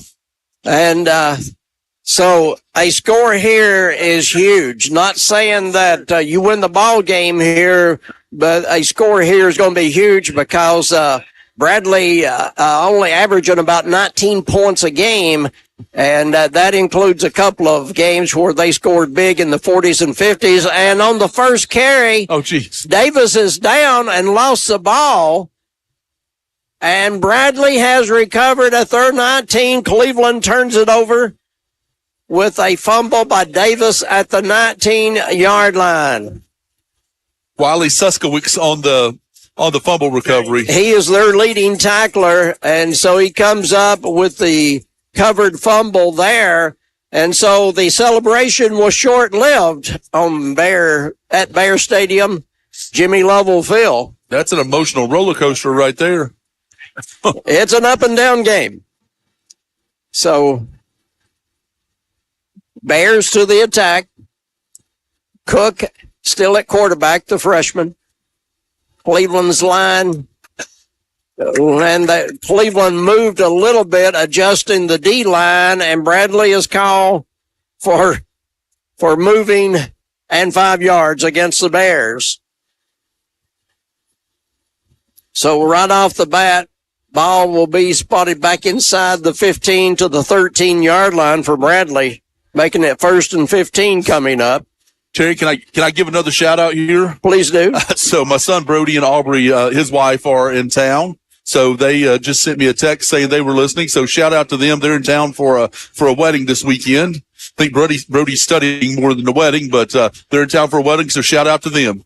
Here's a give, and across the 20, moving the pile. It's a scrum back to the 24-yard line. And so a nice run again by the Bears on first down. So I'm not sure what grade Phelps is in. Do you know what grade he's in? He's a junior. He's a junior, so he'll be big for them next year. He's a hard runner, built to run. Give it to him again, and Cleveland spins him around, but doesn't bring him down. He cuts a corner to the 30 and down. Cleveland has not had this much trouble with other backs this year like they're having tonight, as he is just refusing to go down. Yeah, he's done a nice job. When he runs, he keeps his shoulder pads, straight to the line of scrimmage. He runs low, and he's been hard to bring down. So he's done a really good balance. He's done a nice job tonight. Westfield limps off the field. More in for him. And again, to the left side, they have run successfully. To their left, they'll go to the 35-yard line on first down. Nice pickup of 5 yards. So Westfield was running quickly but limping off the field, Greg, so it didn't appear to be something that might keep him out, in my opinion. Right, yeah. Hopefully he'll get a little bit of treatment and get back out on the field, because he's big for this defense and stopping Bradley Central. Early third quarter, hash mark 35, the Bear 35 on their side of the field. And again, Same song, 10th verse. And actually, that time, a different ball carrier, Scott on the carry, I believe. No, I think it was. No, he was the leading blocker. He was the leading. But Scott has done a nice job because they have basically wherever Scott has gone, that's where the football has gone most of the night. Yeah, Scott is. He's the fullback. Yeah, Lewis is not at fullback now. Scott is. Oh, that was. And flag on the play. A lot of movement, but the ball was still with the center. And so 3rd and 1 for the Bears will be 3rd and 6. And so just like Cleveland had an opportunity a while ago and fumbled it away, Bears had 3rd and short yardage and now 3rd and 6. They have run consistently short side of the field with Kenyon Phelps doing the honors. And Greg, I don't remember your halftime stat. How many times in the first half did Phelps carry? He was 13 for 76. It seemed like 31 for a 76 or now more. He's 17 for 99. So this carry will put him over 100. And carry number 18 will make him short of the first down, but not much. 1.5 yards. This time of the year, this season for Bradley, there's no question what you do here. I think you go for it.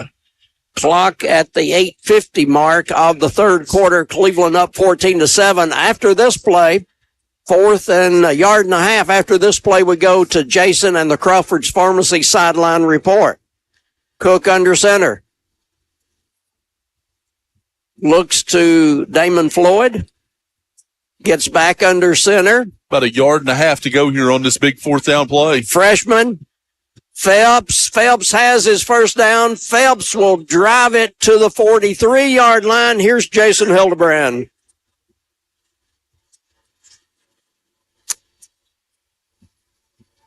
And let's try Jason again. Guys, the coaches really upset there. Wasted opportunity for Cleveland right there with that turnover. They just got to get strong on defense here. I'm standing over here by the Rowdy Raiders section, as you guys can hear. These guys are loud out here. You guys are loud right here. We'll come back to these guys later on. Thank you, guys. Loud and proud. Thanks, Jason, down on the sideline as we've got a injured Bear. And Jason, if we can come back to you while they attend to an injured Bear, if we can come back to you and the Rowdy Raiders on the side. Yeah, right here. These guys got something to say right here. Hey, we're just out here having a great time. Blue Raider Nation out here. All right. Hey, follow Will K Films on Instagram. And this is the get back of the century. Go Raiders!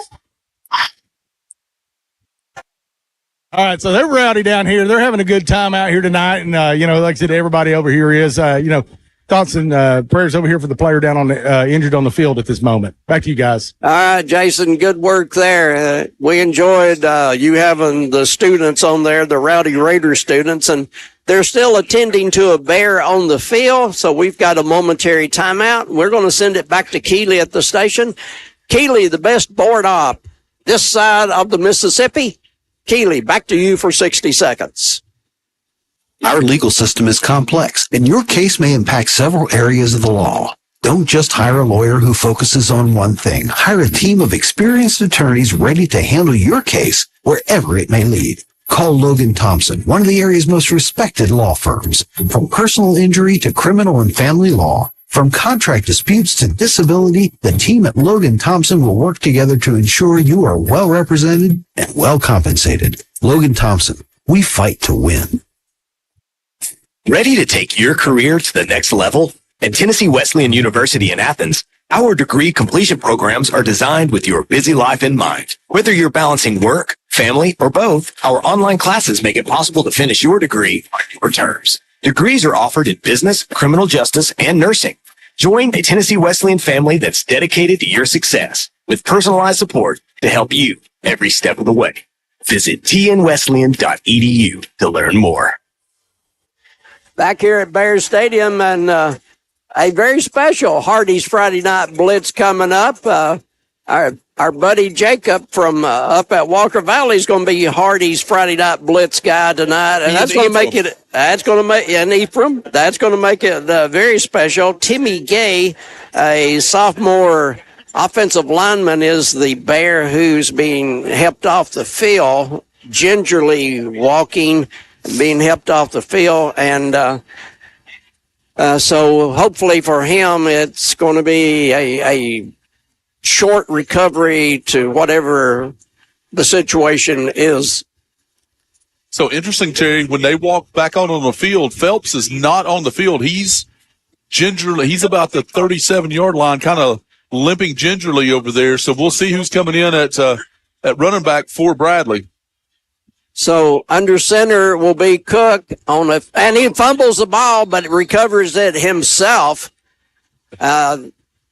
So Cleveland lost a fumble early third quarter, first play from the line of scrimmage, actually.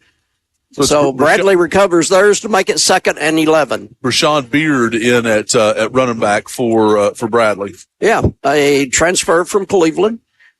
His first year at Bradley. Stovall wide to the right side, single coverage over there. Defensive line shifts to the left, and Cook looks to Damon Floyd to get the signal. Play clock at 15. Here's a give, and running hard, making the 46-yard line, 47. And I don't know if the whistle's ever sounded. Beard never went to the ground, and there was a lot of push forward, backwards, sideways, and so forth, Greg. Beard's first carry of the game. Yeah, give him 6 on his first carry. Again, nice hard running by Beard right there. The Bradley offensive line, Terry, has done a really nice job with this Cleveland defensive line. They've created holes, and they've, he's getting yards. He had a couple of yards before contact right there. So the Bradley offensive line has done a pretty good job with this really good Cleveland defensive line. We'll talk more about the Bradley O-line in just a moment. Quickly to the line. There's a give. Beard again. Beard slung down at the Cleveland 49-yard line, a couple of yards short of the first. And looking at their program, something that stood out, Greg, that I intended to include in the pregame. We didn't get to it, though. Bradley's offensive line, not your normal sized Bradley offensive line. The right side of the line has two guys going about 260. Left side is smaller than that. And for high school now, that's not a great size for an offensive line. But they're doing very, very well, as you pointed out, with the D line of Cleveland. Yeah, they definitely are, and they're young too. I mean, most of them no will be seniors back next year. Yep. Yeah, Beard Phelps back in the game. Phelps. Yep. Left side. Extra effort. I think you got it with the extra effort.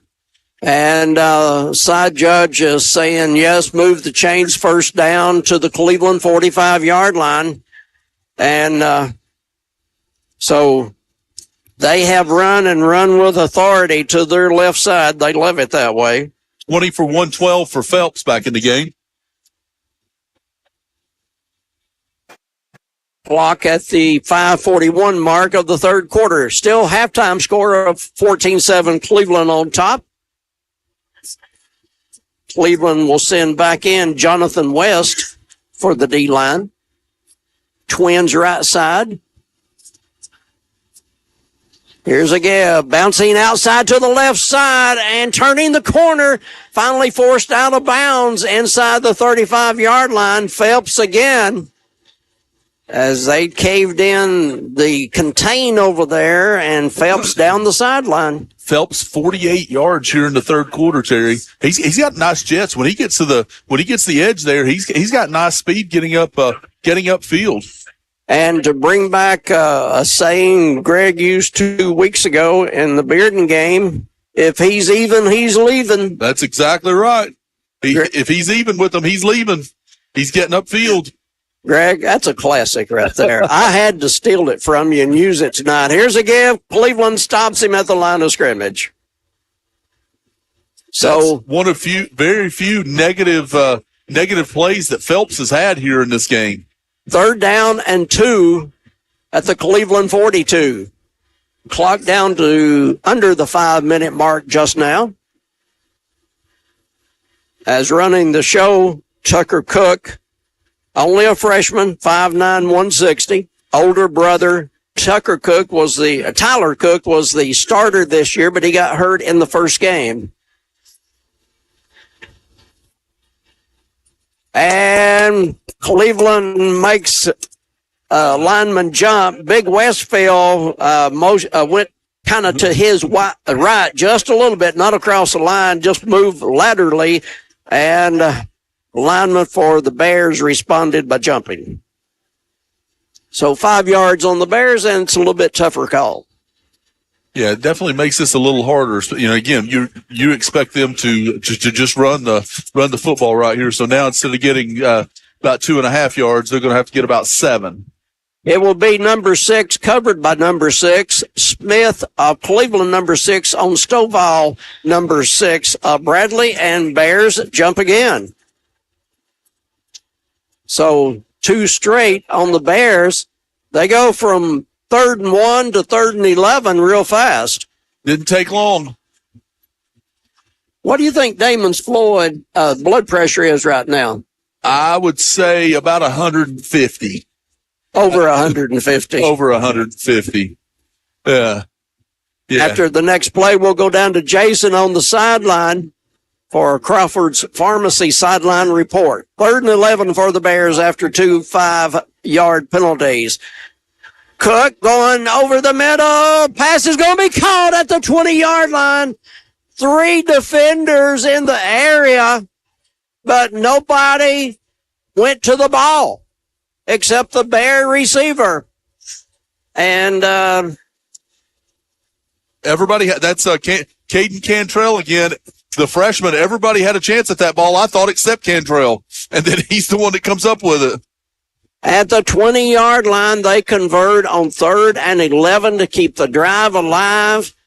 And the coverage was there, but nobody broke to the ball. Yeah, that's a huge play for Bradley right there. Big play by Tucker Cook right there, the freshman, to get it in, basically freshman to freshman. From the 20-yard line, 1st and 10. 2:53 left in this half. Bradley's had the ball, other than Cleveland running that play where they fumbled. They've had it the entire 3rd quarter. And here's a give, and they're going to bring the ball carrier, Keenan Phelps, down at the 20. Now we'll go down to the sideline. Jason Hildebrand with the Crawford's Pharmacy sideline report. Yeah, guys, Coach Tigard was very irate over here on the sideline after that 3rd down and long pass was completed from Bradley. You look at what Bradley's doing here. They're running the ball effectively the outside. Trying to run up the middle is a little bit tough task for them, but Cleveland's just got to play strong and protect those outside edges. Back to you guys. Thanks, Jason. Now the shotgun. Cook fires. It's going to be caught, and down to the 15-yard line go the Bears. As it was passed to Brady Lewis. They rarely have been in the gun tonight. So a little bit of a different look that time. Yeah, this series, they've been in the gun a couple of different times and have completed a couple of passes out of it. 1:45 to go in the 3rd. Still 14-7 Cleveland. Bears in the key of Cleveland drive zone. It's as easy as 1, 2, 3 on South Lee, Kia of Cleveland. Ball at make that the 15. I think I said the 20. Ball at the 15. Cook under center. Almost fumbled again. Phelps, and he'll get 1 yard and nothing else. Going to the left side of their O-line again, which they have done so consistently. So clock down to 1:11 in the 3rd. This is the fastest ball game, Greg, we've had this year.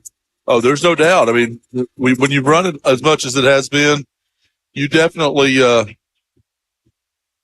see the clock run. So it's going to be 4th down and 4 for the Bears. And so coming out, apparently to attempt the field goal, Holden White. It was interestingly, the snapper was one of the last people on the field.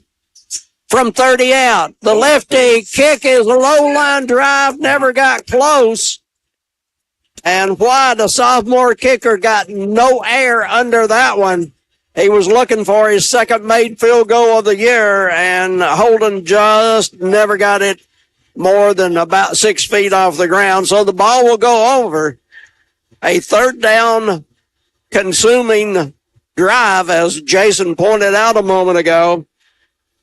Cleveland gets the ball after having the first play from the line of scrimmage on a Bradley fumble on the kickoff.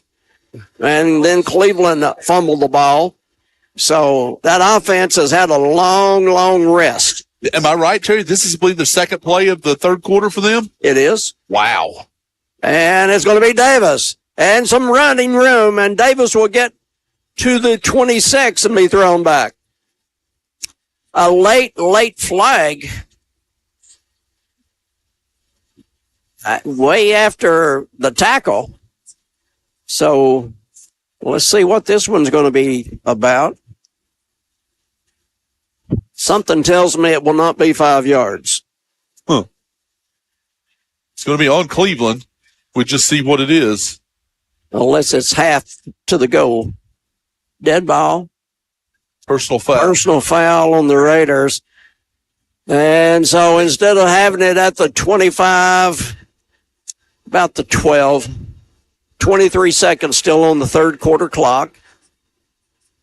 And so back inside the 13-yard line on the personal foul. On a positive note, that's their first penalty of the third quarter. Well, Greg, you find sunlight in the darkness. Huh. So hash mark Bradley's side of the field. And the bad part of it is after the play, so the down count, so it's second and long. Stevens, good snap from Dugan. And up the middle, but nothing there. As being thrown backwards, Davis.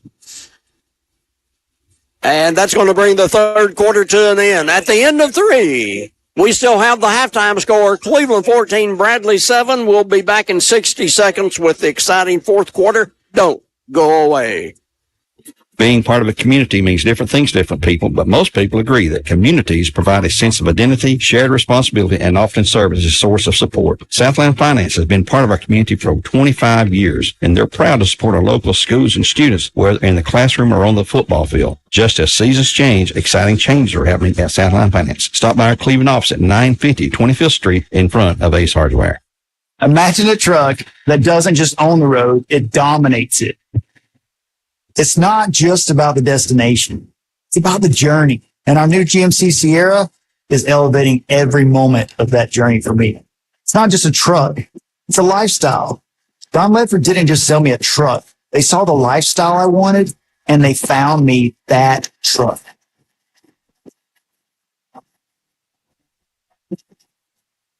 We go to the fourth quarter.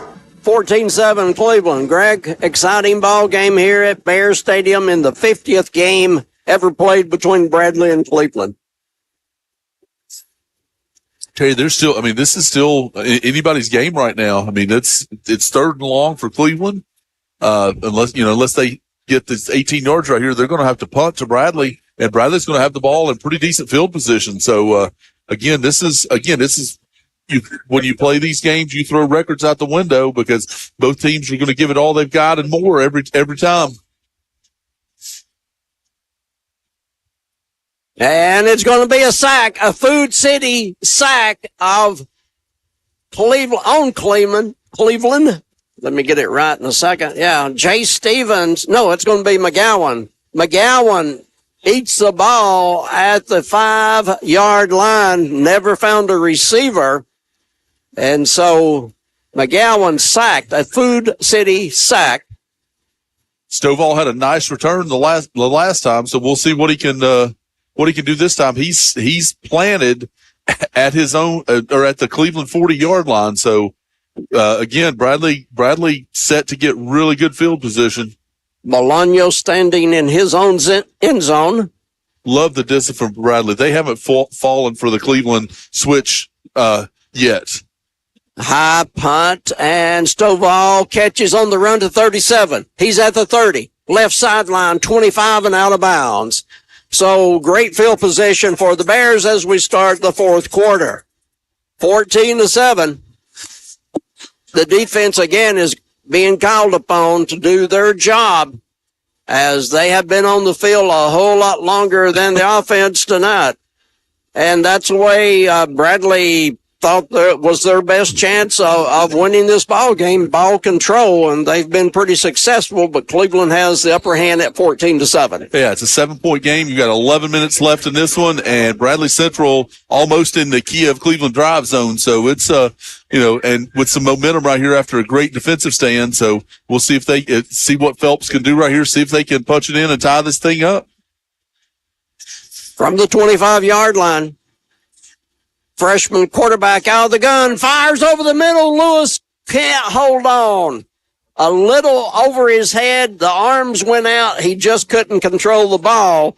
That could have been 6. That's a touchdown. I mean, literally it went through his hands, and there wasn't a Cleveland kid within 3 or 4 yards of him there. So he was wide open.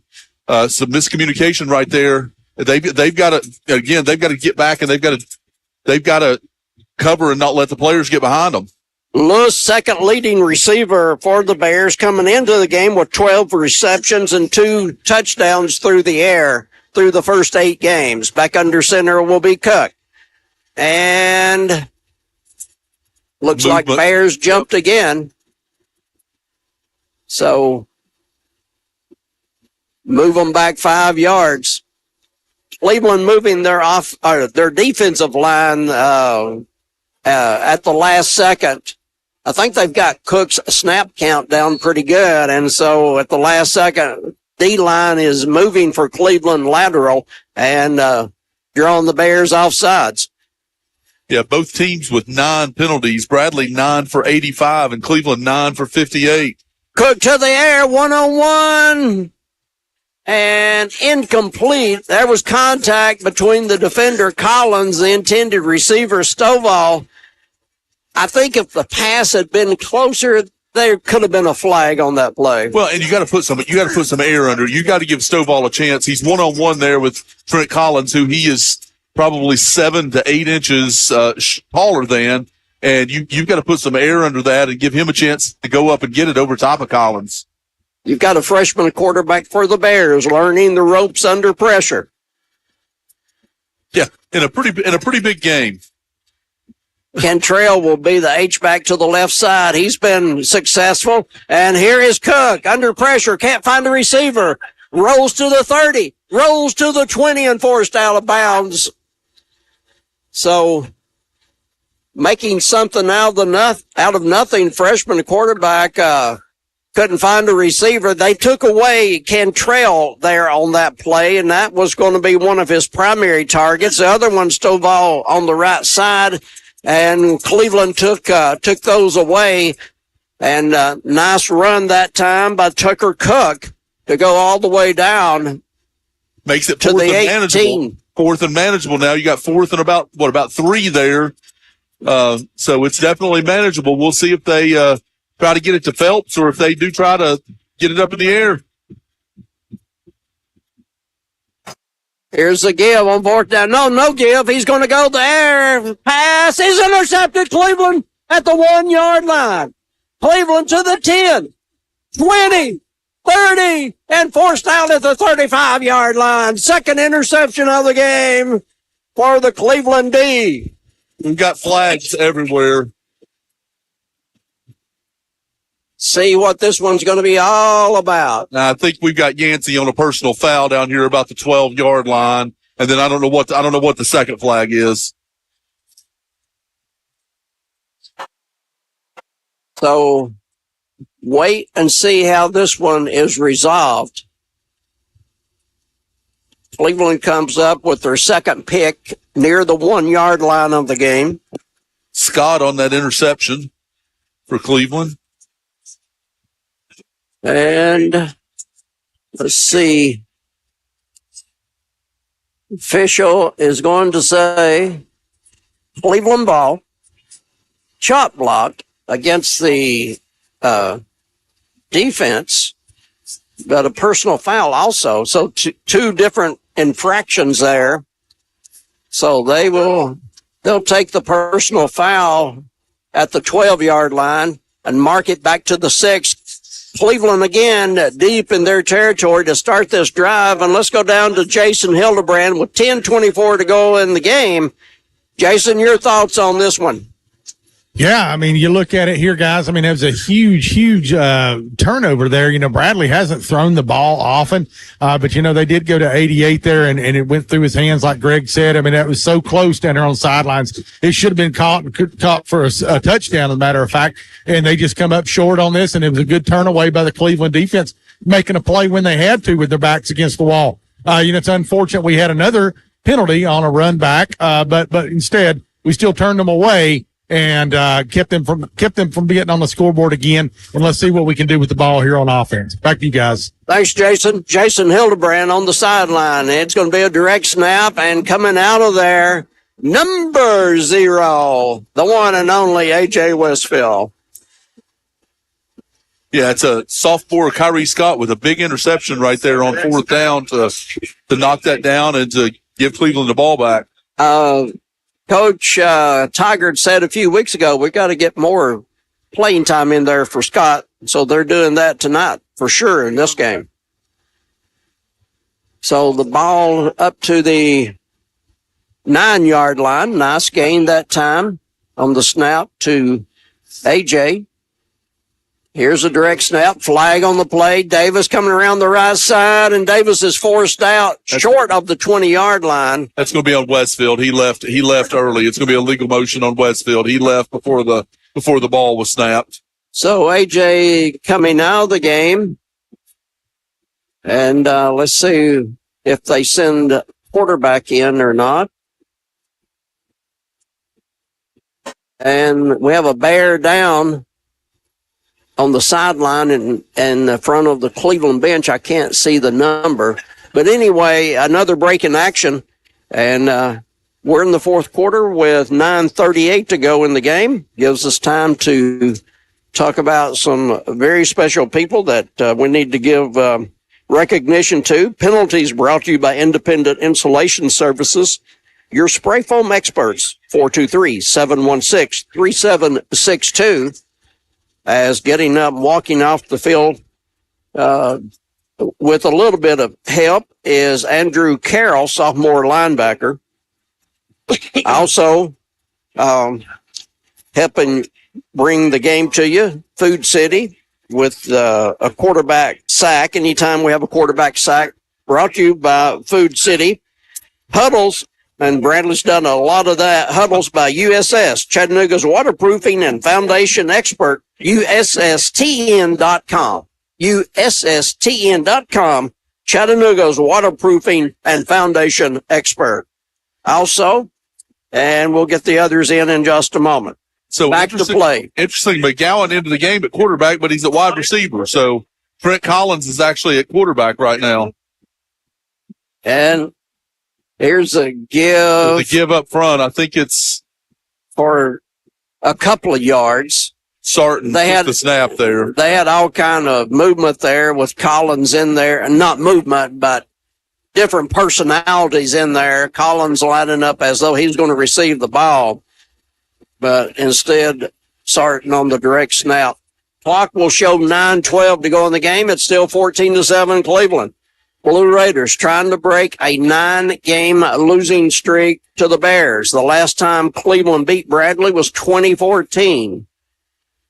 Greg was still starring in high school at the time. And we get a stoppage. Coach Tiger taking timeout for the Blue Raiders. So we'll take a 60-second break with them. 8:50 on the fourth quarter clock. Cleveland up 14-7. We'll be back in 60 seconds. Sports on Mix 104.1, supplied all season long by Wholesale Supply Group, open to the public. At Wholesale Supply, we're more than just a plumbing, electrical, and HVAC supplier. We're your partners in success. Join our family of customers today and experience the benefits of partnering with us. Enjoy free local delivery so you can focus on what you do best. getting the job done. With wholesale pricing, you'll save big on every purchase. Plus, our fast, friendly support team is here to assist you every step of the way. Our vast selection from top manufacturers ensures you'll find everything you need all under one roof. Find a location near you. Visit wholesalesupply.us for more. And remember, Wholesale Supply, open to the public.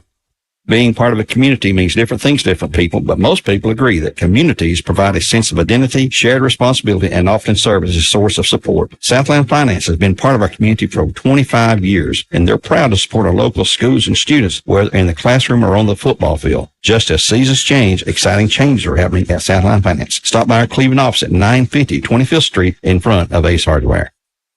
Hubbard throws, pass incomplete, intended for Collins at the 36. Cleveland wanting a flag, will not get it. Hubbard threw it as far as he could, and the pass goes incomplete. His first pass attempt on the year. And we've got 8:43 on the fourth quarter clock. Cleveland up 14-7. Blue Raiders apparently going to have to give the ball up, as again Bolaños in his end zone. Greg, the Cleveland D has played a long time tonight, and once again it appears they're going to have to come back and stop Bradley on the Cleveland side of the 50. Yeah, this defense has been on the field a lot, and they've played well because, the offense is really, they've struggled to, especially here in the third quarter and fourth quarter, struggled to move the football. Good kick, and caught at the 41 by Stovall off the top of the grass. He will get a yard or two and be smothered and covered. What a catch by Stovall. He's got monster hands. You could see it on that because he just yanked that ball up off the ground with his monster hands. There's some good outfielders playing tonight in the World Series, but I don't know if any of them could have looked any better on that catch or not. Yeah, that was dangerous.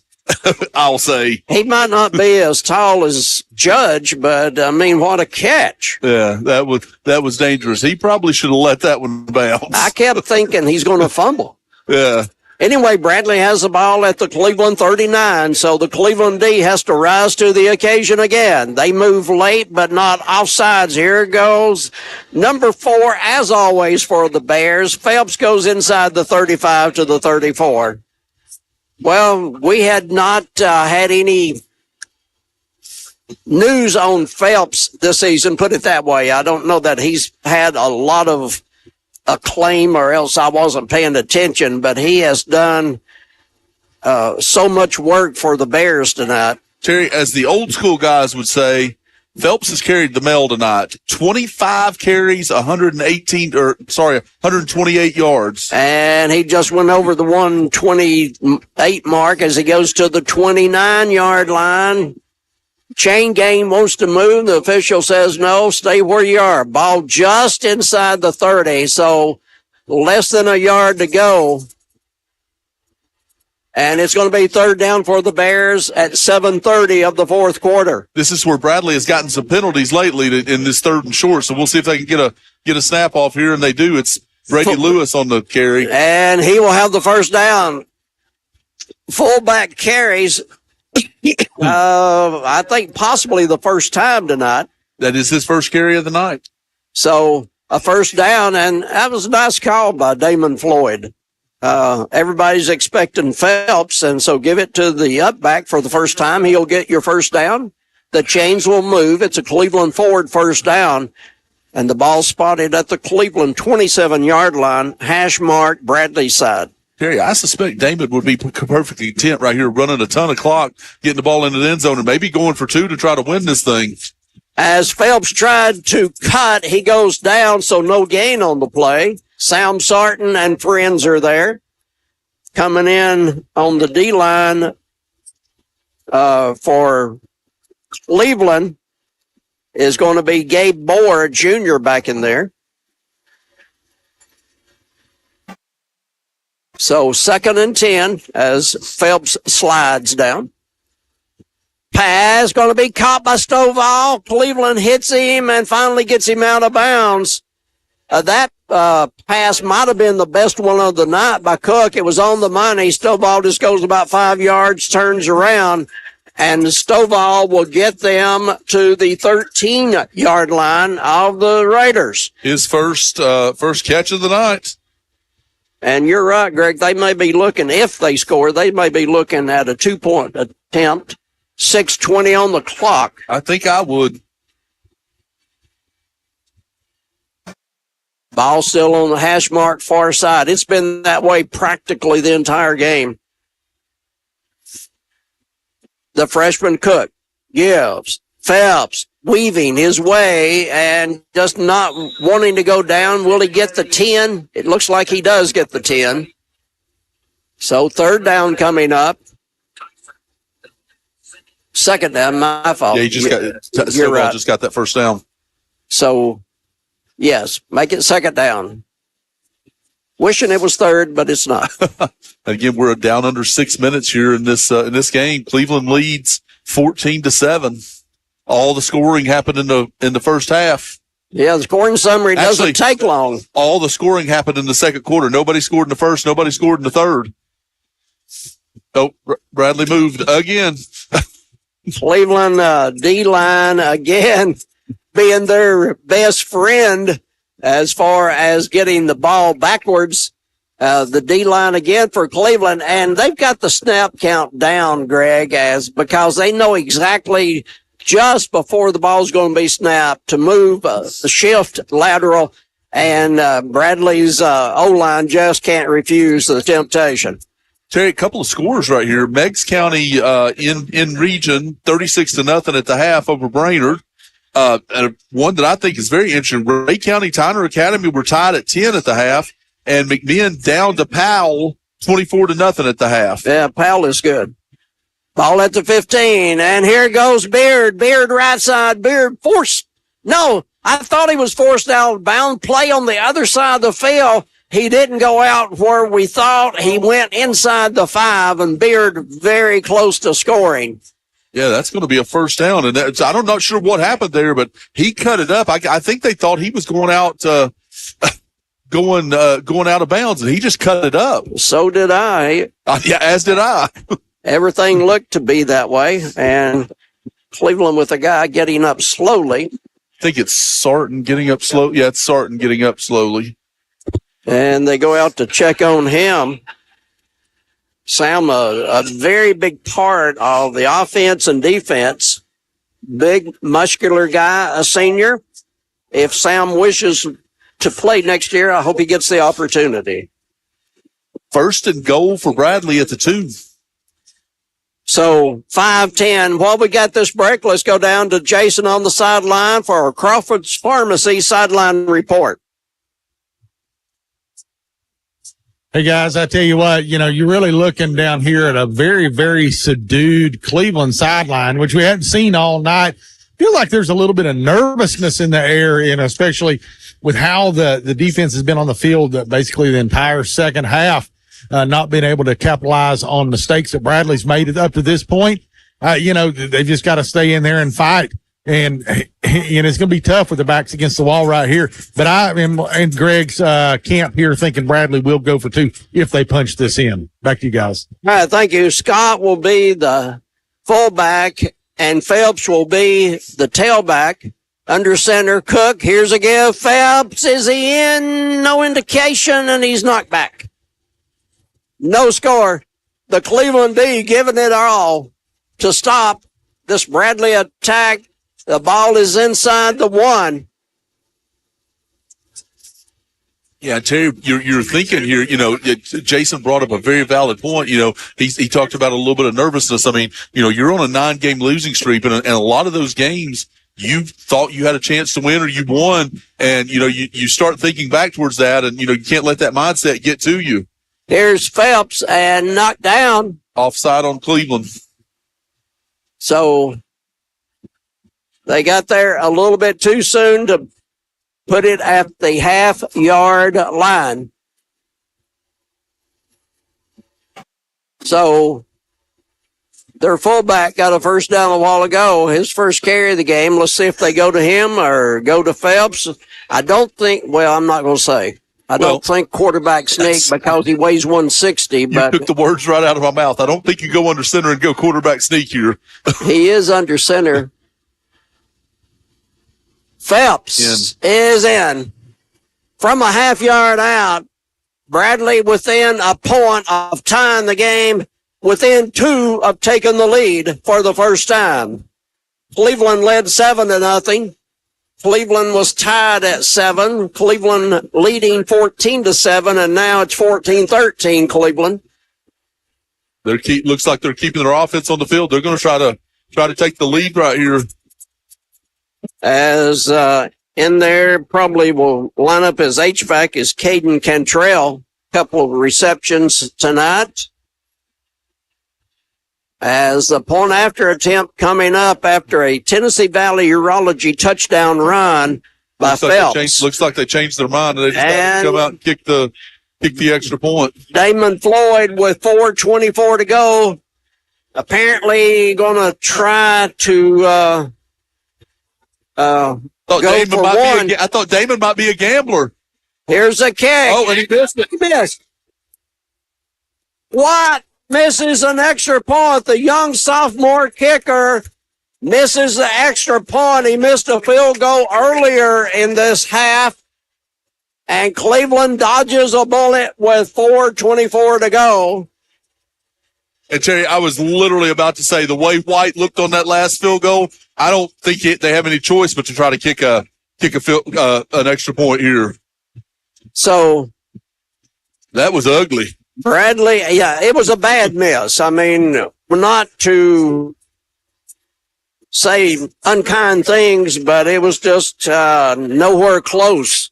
Wasn't blocked or anything. It was just nowhere close, and the field goal wasn't close earlier. So just football at the high school level. Well, and Terry, the other thing that does is Bradley needs a field goal to win now. And what you've seen with these last 2 kicks, you probably think in your mind Bradley needs a touchdown to win right now. They're probably not going to let him kick again tonight, other than the kickoff. White coming into the game had 14 extra points, so he's got 15 extra points on the year. And I had told you wrong. I had said he had 1 field goal. He has 2 field goals coming into the game. So not just 1 field goal, but White has 2 field goals. And let's see if they go onside here. Bradley's got 3 timeouts. I think they'll kick it. And they do. So it will be taken at the 18-yard line. Oh, he's got to play. 30, 40, and finally run out of bounds. Montavious Smith, who is coming off of an injury, wasn't able to play in the Bearden game, was limited in his play last week. You got a penalty flag here going out of bounds. I think it's on Bradley for a late hit. So it's good to see Montavious Smith out there competing because he couldn't go a couple of weeks ago. And he's been a difference maker tonight. I mean, he's had a couple of big plays tonight. Trying to take the place of Braden Carroll. So we'll see if and when they stop walking this one off. Yeah, I didn't see what the call was, but I think it was hit out of bounds or something. Oh, here we go. Now we get the call. A hold. Holding. Defensive holding. Interesting. Yes, it is interesting, Greg. And the official with the football is about to mark it off against Cleveland. Well, but it's a hold. He probably thought it was. All right, he's still discussing it. Come on, man, walk it off.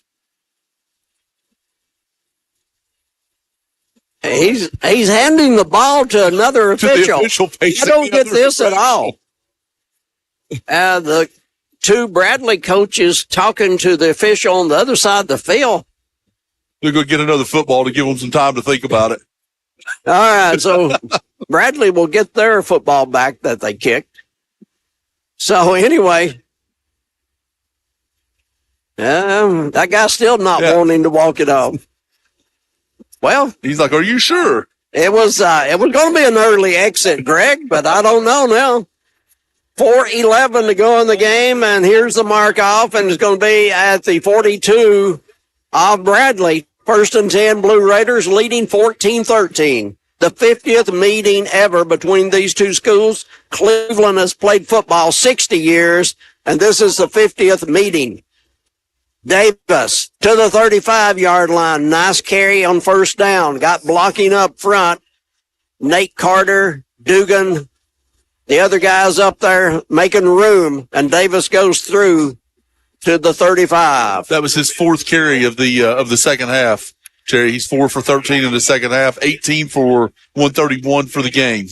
So he is near the 1,200 mark for the year. Chase Stevens at quarterback. Cleveland just going to look to they're going to run this play clock down every play.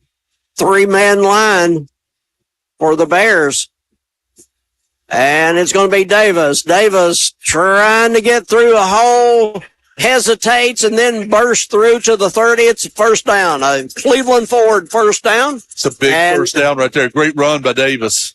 We will send it down to Jason after this play. So Bradley with their timeouts left and the clock winding down toward the 3-minute mark.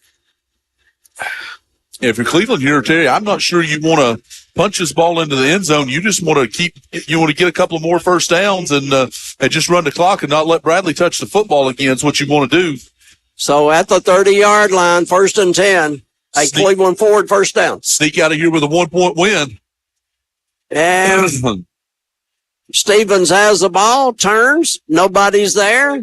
Flags are flying. It's a 5-yarder against Cleveland. So somebody a little over anxious. Now let's go down to Jason Hildebrand on the sideline. Jason? Well, like Greg alluded to here, you're looking at Cleveland for one of the first few times this year. Not in really big hurry on offense. Got the ball. It's unfortunate get behind the sticks there, making it 1st and 15 versus 1st and 10. But really, loud crowd over on the Cleveland side. Need to be a little bit more quieter because we're on offense. But Cleveland looked a way to salt this thing away. Back to you guys. Thanks, Jason. And firing the ball caught by Smith, makes one miss, and Smith will go to the 22. And give Chase Stevens credit, Greg. He put it right on the money. Yeah, that was Smith was on this side. That was actually Hubbard on the catch right there on the other side. All right, 5 instead of 6. You're right. So Hubbard with the big catch there, and Stevens faked to Davis, and of course Bradley went to Davis, and so the pass right on the money to Hubbard. Yeah, that was a great pass right there by Stevens. So 2nd down, they picked up 7. Cleveland's first pass completion in the second half. Davis around the left side inside the 20, so it's going to be another 1st down and 1:42 on the clock, and new set of downs for Cleveland. And Bradley's going to have to start using their timeouts. I'm surprised they haven't yet. The clock goes now after they get the ball set at the 19-yard line. Well, I don't know, Greg. Just don't know, but it's to Cleveland's advantage that it keeps rolling. Well, they'll use their 3 timeouts after this, but it's going to be down under a minute probably when this play's over. 15 seconds on the play clock. Here's Davis and to the 15-yard line. I don't know why did they snap the ball so soon?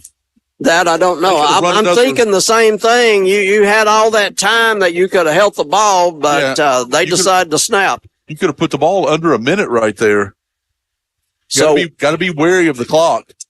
1:12 in the 4th quarter, 14-13 in favor of Cleveland as Bradley takes their first timeout. A special edition of Hardy's Friday Night Blitz when we finish here. Jacob and Ephraim will be on Hardy's Friday Night Blitz. That's quite a combo. That is a combo. Looking forward to listening to that tonight, folks. Tune in. They'll have lots to talk about with this game as close as it's been and all the games in the area. So Bradley with still a couple of timeouts left, 1:12 to go in the game. Cleveland up 14-13 as Bradley uses their first. And ball in the middle of the field, resting at the Bradley 15-yard line. These games are brought to you by Crown Automotive. We appreciate our friends at Crown. Terry, this is just a game tonight. Again, we knew, Cleveland's banged up. This is a game that this Cleveland team just gutted out tonight. I mean, gutted out. Again, obviously, we've got a minute more to salt away here, but they've gutted out a win tonight against Bradley's best efforts.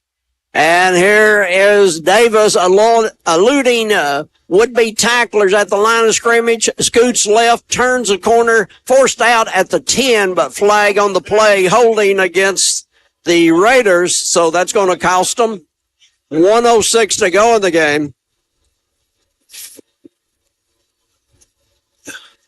So back it up. Terry, I didn't know we had those. I'm sorry? I said, is that a penalty? I didn't know we had those. Yeah, Greg. First one since the last one. Back to the 26, middle of the field. 14 for 84 for Cleveland. Bradley 12 for 105. So very close in the flags. 1:06 on the clock. Cleveland holding on at 14-13. And we get another stop. They're sending Davis off the field for equipment issue. So Tiger just Davis throws his hands over at Davis comes out, and it's going to be David Yancey in. Yancey 2 carries for 28 yards tonight, but right now it's about Yancey holding on to the football, unless they just decide to let Chase Stevens, run it right here. And Bradley moves 5 yards. Good hard snap count by Chase Stevens, and the Bradley noseman just couldn't keep his nose on one side of the football. And again, Cleveland's done this a couple of times tonight as well. You are sitting right in front of the football. Watch the football, watch the football, watch the football. So at the 21 now, but the main thing is 1:06 on the clock. Ball at the Bear 21. Cleveland trying to break a 9-game losing streak to the Bears. Cleveland has played football 60 years. This is the 50th meeting between Bradley and Cleveland. And you've been calling Cleveland football for 68 years? Feels like it some days. Here's Davis spinning to the 15-yard line. Huh. Seriously, Terry, how long have you been calling Cleveland football? 45. 45 years. There's a couple of breaks there, but total is 45. We've got a coach running out on the field right there. I think David Floyd. Not sure what's going on. I don't know. That's not one of the. I can't tell who that is. I thought it was Damon Floyd, but I don't think it was Coach Floyd. Coach Floyd's in a white shirt. Not sure what happened right there, but. Oh, I don't know, Greg. You sure he's in white? That looks like him. Is it? It looks like him. Maybe he took the white off. I'm not going to say it's Damon, but a resemblance, put it that way. And I don't know really, I don't know if he called a timeout and didn't get it or what the deal was. So there's timeout on the field with 56 seconds to go. And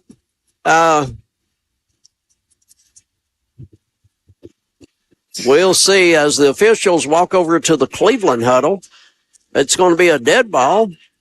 Yeah, that was Damon coming out there. He was not happy about something. I don't know what it was, but he wasn't happy about something. And so they're explaining to Coach Taggart, and I don't know what they can be explaining to him. I can't see a thing that went wrong. Right. Yeah. I don't know. I'm not sure what happened there and what we're waiting on and what's going on. I mean, I know there was a timeout, so Bradley took a timeout to stop the clock. But outside of that, I'm not sure what the officials are actually talking about. I have no idea. Jason Hildebrand down on the sideline. Oh, we're putting more time up there? Okay. All right, so So Jason Hildebrand, if you have an opportunity to get Coach Tiger post game, please do. If you don't have that opportunity, we will work through it. Yeah, they put 11 seconds back on the clock there.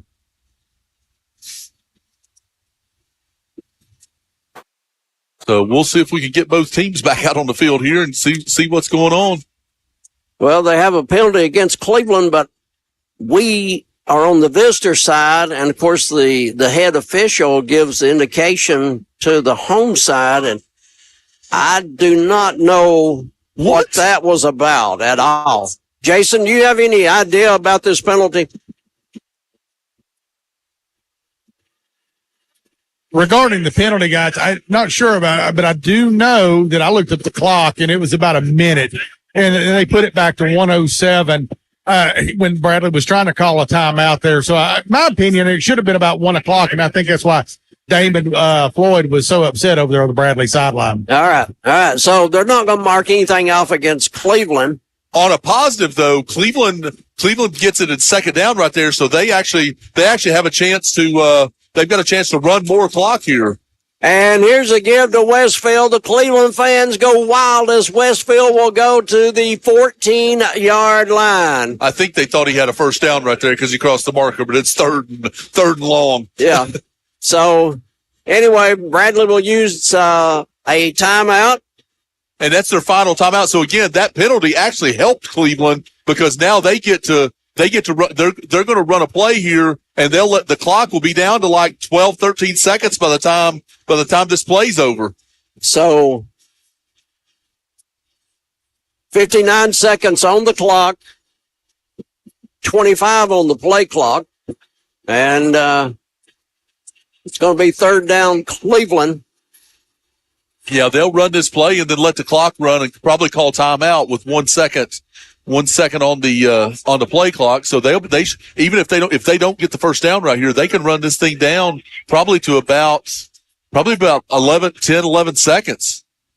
And Jason, I know you can't hear what they're saying in the huddle, but you're close by. Any idea about this one? Guys, to be honest with you, I'm sitting here watching Coach Tiger talk to the official. He was talking to the officials, seemed like more than the team right there. So really couldn't get a good feel on what they were talking about, but they definitely want to hold on to this football for sure. So for Cleveland, third down, near the 13. And Cleveland shifts their line, and it's going to be a 5-yarder against Bradley. That play has worked since the Clinton game, Greg. Even Maryville jumped one time last week. That's the first time that Bradley's jumped tonight with that play. They were prepared for it, but what a horrible time for it to happen for Bradley Central, and a great time for Cleveland. So move it even closer. Is it a first down? It's awful close. I think it'll still be 4th and 1. Yeah, I think it's still going to be 4th and. It's going to be third according to the box. Sorry, third and 1. So they get the first down here. It's over. Third and at most a yard. Direct snap, and being hit is Westfield.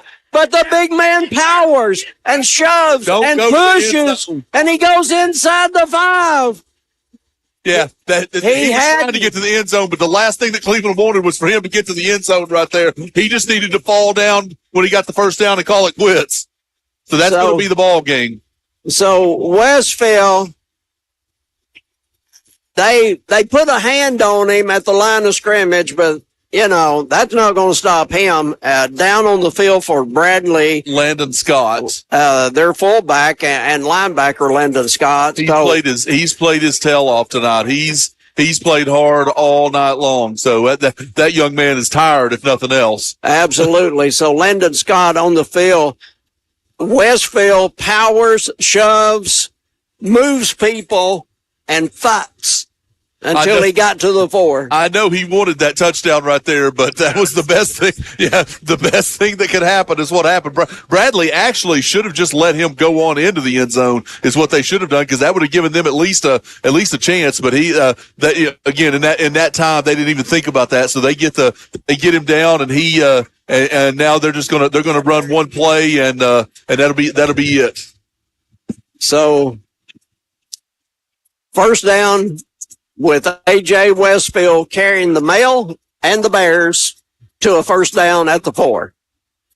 So Cleveland, 48.2 seconds left. Cleveland with a 14-13 lead. I've said it a couple of times. They just gutted out a win here. I mean, they're injury ravaged. They've, this is their first game without Braden Carroll, no Sawyer Boyd, no Jayun Smith. So again, they've gutted out a win, and it's you gut out a win, and it's on to the next one. So Bradley running a player in very, very late. Yeah, so the clock runs as soon, on the whistle there. So 24 seconds left. So they'll run this down to about, hopefully they'll run it down, to a couple of seconds, but it looks like they'll go ahead and take the snap and kneel, and that'll be the ball game. Chase Stevens takes the kneel down, and that's going to be it. Like Greg said, the Cleveland Blue Raiders break the 9-game streak, win this one over Bradley, 14-13. Hard-fought contest, both teams meeting at midfield to shake hands. And so the Cleveland Blue Raiders come away with a win over Bradley for the first time since 2014. And I don't know that Jason's going to get a chance to talk to Coach Tigard. We'll see. But for right now, we'll send it back to the station. And Keeley on the board, we may ask for you to send it back quickly if we're able to get Coach Tigard with Jason. Jason's out there, so hopefully he can get him. So we'll be back in 60 seconds or less. Hey, guys, this is Dan Good from Crown. Just reminding you that Crown Ram is Cleveland and Bradley County's Ram headquarters. Is your home too hot in the summer and too cold in the winter? At Central Heat and Air, your local HVAC experts, we've got you covered. Our top-notch technicians provide fast, reliable service to keep your home comfortable year-round. From installation to maintenance, we handle it all. You'll never be left out in the cold or the heat. Call Central Heat and Air today at 423-478-7778. That's 423-478-7778. Or visit us online at DocsAir.com. That's DOCSAIR.com.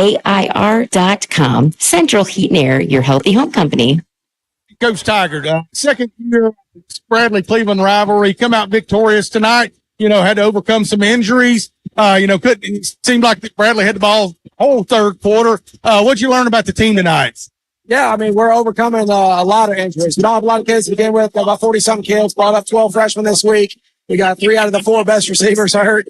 Done for the year, and one of them happened on Wednesday. And so credit to the kids to overcome. AJ didn't even hardly practice quarterback at that position. They called the plays at the very end of the game. I hate to win the game on a missed extra point, so I feel sorry for that kid.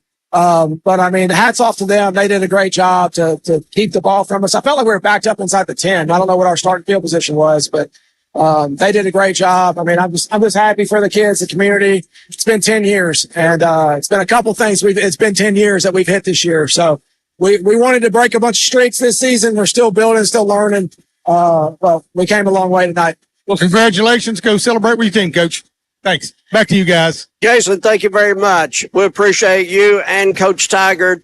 And so now Keeley will send it back to you. And thanks for getting the situation back to us so quickly during the break. And so, Keeley, thanks so much. And now we send it to Keeley, and we'll be back in 2 minutes with the postgame show brought to you by the one and only Jenkins. Smith Family McDonald's salutes all student athletes and their families for the sacrifices they make on the field, but especially in the classroom. Smith Family McDonald's, a Cleveland and Bradley County tradition. Visit Smith Family McDonald's all across our area. Congratulations to Cleveland High School on the next 50 years from Smith Family McDonald's. Have you heard? The Town Squire presents Student of the Month. Come in and register if you attend Bradley, Cleveland, or Walker Valley. Win a t-shirt or performance knit pullover. Drawing each month of the school term. The Town Squire's new slogan is offering t-shirts to tuxedos and anything in between. Flag shirts, suits, sport coats, and shoes. The Town Squire, your local clothier since 1977. The shop that appreciates the customer. Stewart Park Plaza, Key Street, Cleveland. Voitic Center for Orthopedic Care treats all orthopedic injuries, including neck and back pain. At Voitic Center for Orthopedic Care, insurance isn't a worry because they accept all insurances and can even get same-day appointments or even walk-ins. Digital x-rays are even on site. Voitic Center is also a certified concussion care specialist. Contact Dr. Voitic and his staff at 479-3600 for your appointment today. This Halloween, don't let the candy play tricks on your child's teeth.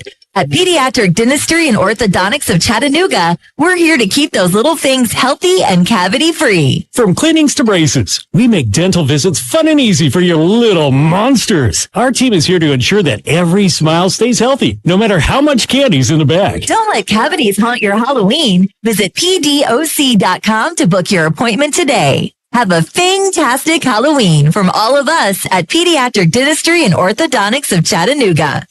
The Jenkins postgame show. Here's Greg Phillips. Thank you, Terry. So we'll go through the scoring first, and then we'll hit the highlights on the stats. So basically, no scoring in the first quarter, no scoring in the third quarter. So in the second quarter, Westfield had a 6-yard run. Bolaños with the extra point to make it 6-0. Next drive, Bradley Central cooked to Cantrell for a 37-yard pass. White with the extra point to make it 7-7 at the half. In the like I said, no scoring in the that is not true. There was another score in the second quarter. Sorry, my bad. McGowan to Hubbard at close to the end of the half. I got a little carried away there for a 22-yard touchdown. Bolaños with the extra point, 14-7 at the half. No scoring in the third quarter. Then in the fourth quarter, it's going to be White missed a field goal, a 34-yard field goal. And then with about 3 minutes left, Phelps 1-yard run into the end zone for the touchdown. Bradley decided between a 2-point conversion and extra point. They decided on the extra point. White misses the extra point, and that leaves it at 14-13. Cleveland stops Bradley, gets the ball back, and they salt the clock away there at the end. And Cleveland wins a hard-fought victory, 14-13. To again, first win in 10 years for Cleveland. For Bradley Central tonight, it was Tucker Cook, 4 of 7, 73 yards and a touchdown, 2 interceptions as well.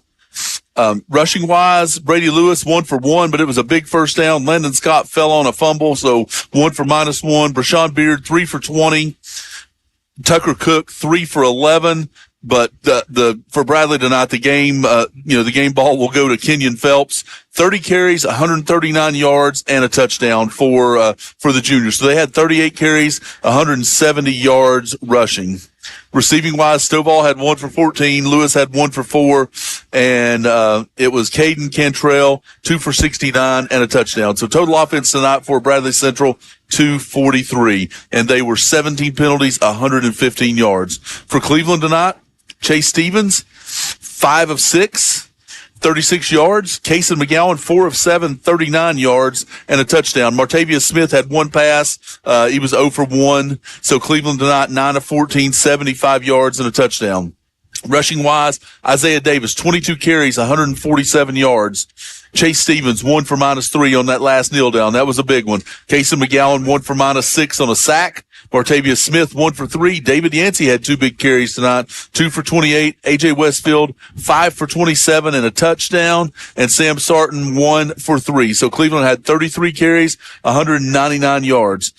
Martavius Smith had a reception. Trent Collins had 2 for 10. Hubbard 3 for 38 and a touchdown. So that's your receiving. Cleveland had 274 yards, and they were 14 penalties for 84 yards. So we had 31 total penalties tonight for over 200 yards. So Yancey had an interception. Hubbard had a fumble recovery on a kickoff. And Scott, the sophomore, had a interception. And for Bradley Central, Suskowicz had a fumble recovery on the Davis fumble. All right. Greg, thank you very much. As Cleveland holds on for the 14-13 win here at Bear Stadium, breaking a 9-game losing streak. Cleveland's been playing football for 60 years. This is the 50th meeting between these two schools. Cleveland's record goes to 28 wins. Bradley's win stays at 22. And so a hard-fought game. Not the game most people were expecting pregame, but Greg covered and Jason covered all the situations that went into this game, and sometimes you have to tough it out.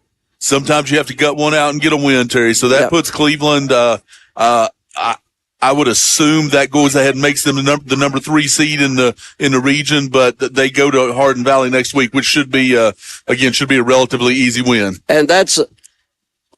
And Coach, Jason's with us. He got you a while ago, but I'll let Greg talk. Oh, okay. Well, then I'm good then. Coach, I said through the game, I mean, you guys got it out a win tonight. I mean, you're just ravaged with injuries. Your guys came to play. They played hard tonight. Just, love to see how they stepped up and played in a tough situation in a rivalry game. Man, I'm just excited for the kids, the fans, the student section. We've been going through a lot of adversity this year, so it's good to get a 1-point win on your rival. I'm out of breath from running up the deck. Yeah. I would be passed out if I did what you just did. So don't worry about that, Coach. Again tonight, you focused on the run again. You had to because your top 3 receivers. You lost 3 receivers in 3 weeks, and Isaiah Davis tonight, held onto the ball. He carried the ball 22 for 147 tonight. Your offensive line, just did good things tonight. Well, and Braden went down at the end of Wednesday practice, and he does all of our Wildcat. He does a ton. He plays safety. We lost Sawyer, so every single starter is a 2-way starter. Right. So we've lost 6 players in 3 weeks, against those region teams. And when you got 40 players, it's tough. So we brought up 12 freshmen. We almost put some of them in, but just shout out to the kids for getting it done. Yeah, Scott had a great, they had that interception on 4th down. Kyrie Scott had that great interception on 4th down there. Again, a big play to stop Bradley Central. And again, Coach, you knew coming into this, this is not Bradley Central's best team, but you knew you were going to get their, their best game. Well, yeah, absolutely. Like the 3 gave up a touchdown over here. They got us in a new formation, like a twins nub set, and they ran 2 verticals on him. We never seen that before. So he gave up that touchdown, and then, we turn around and he gets the interception, which is, pretty awesome for a sophomore. He's going to be a good player. Yeah. Yeah. Coach, what did you see? What did you tell, first of all, what did you tell your team before the game tonight? And then what did you see from your team? I didn't have to say anything before the game. Now, we've been talking about it all week. I told the seniors you can have bragging rights for the rest of your life at the barbershop, at the bar, wherever you're at church, in one night. Yeah. And they're always going to ask you, what'd you do against Bradley? And you can say that for every alumni, that comes back and gives you a hard time.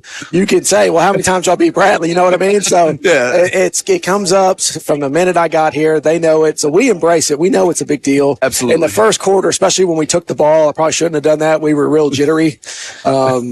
Which is surprising. That's not like our team. This is the first time all year we've been like that. Right. So usually they're pretty loose, but they weren't today. But, it's a hard fought win, but you got to give them a lot of credit, guys. So Coach Floyd did a really good job.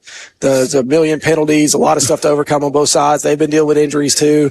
I hate to feel like you won a game on a missed extra point. Right. But at the same time, I feel like, we could have put it in right down there if we wanted to. Absolutely. 100%. Yeah, so it was a good win. Yes. Coach, from a region standpoint, did that put you guys in the number 3 position, or do you still have to win? So I thought that one actually. We'll be 3. Yes, we're going to play the loser of the Dobbins Bennett and Summits Hill game, like we thought. So this year's been a whole thing about trying to break streaks. So we were 5-0 for the first time in 18 years. Beat Bradley for the first time in 10. We haven't won a playoff game in 10. So we're going to be going to Dobbins Bennett or Science Hill. We got to get through HVA next week and figure out who's available, what team we're going to put on the field, and then we're going to have Dobbins Bennett or Science Hill, and then after that you get Maryville again. So it is what it is. But getting into playoffs, being the number 3 seed, going out, give your team a chance to get a win and then move on to the playoffs. That's what it's all about. The biggest thing, you can't change your playoff hopes if you don't win your county. Absolutely. So for the first time in 10 years, we're county champs to where everyone knows Cleveland is the best team this year in all of Cleveland and Bradley County. And you got to start there, and then you start building from there. And then next thing you know, you can start to take on the Maryvilles, Beardens of the world once you build your numbers up. We get this. We played 15 JV games this year between the freshmen and JV. I didn't realize. Yeah. Yeah. So we're building 2 teams. So we're waiting. And you just got to wait till they come up here. Yeah. No question. Coach, we'll let you get back to it. Thanks for your time. Thanks for coming up and seeing us. Hey, this one's for y'all as much as it is for me. Huge win tonight. Yeah. This one's for this man right here. Absolutely. Terry, 45 years in it.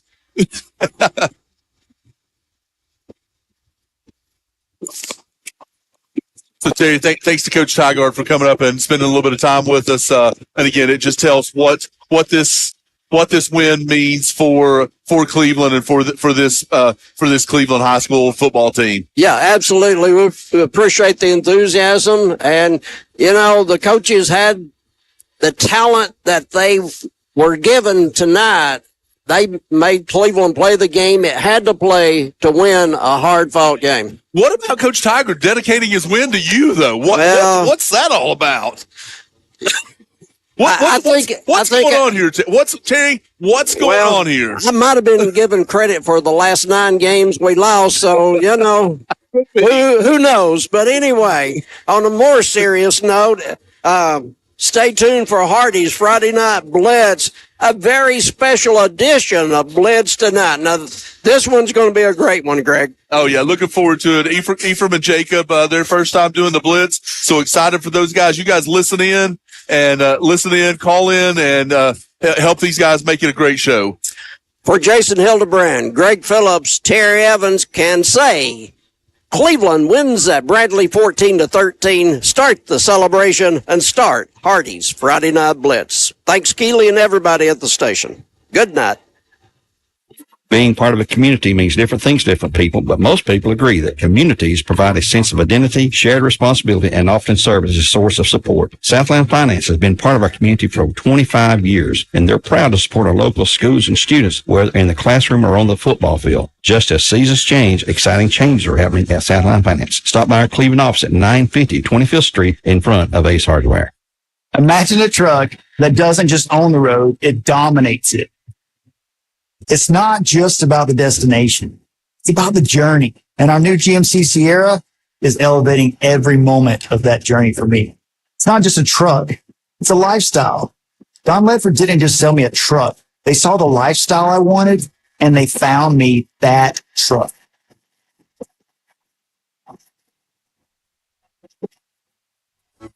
Hey, it's Josh with exciting news from Wholesale Supply. I want to introduce you to Piper's Picks, now available in our Chattanooga, Cleveland, and Dalton markets. Thanks to our partnership with Piper Strummett and our friends at Progress Lighting, Piper's Picks brings you the latest trends and styles in decorative lighting. Browse our curated selection in our showrooms and make lighting your project easier than ever. Visit Wholesale Supply today and discover Piper's Picks, where style meets innovation. To find out more information and a location near you, visit wholesalesupply.us for more.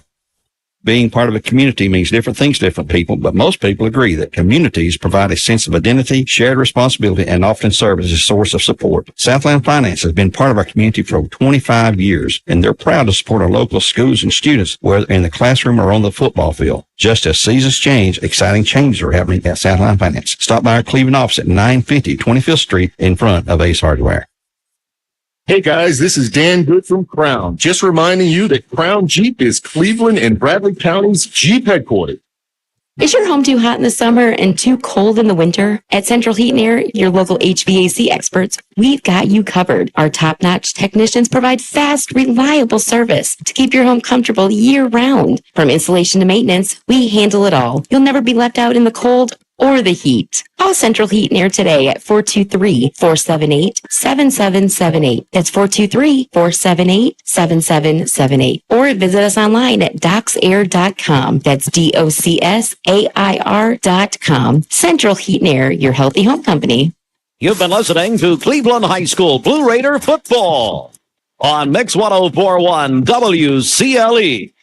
Supplied by Wholesale Supply Group.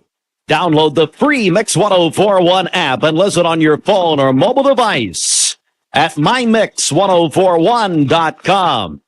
The preceding has been a presentation of Mix 104.1 WCLE Sports. Hardy's Friday Night Blitz is on the air. All of the scoring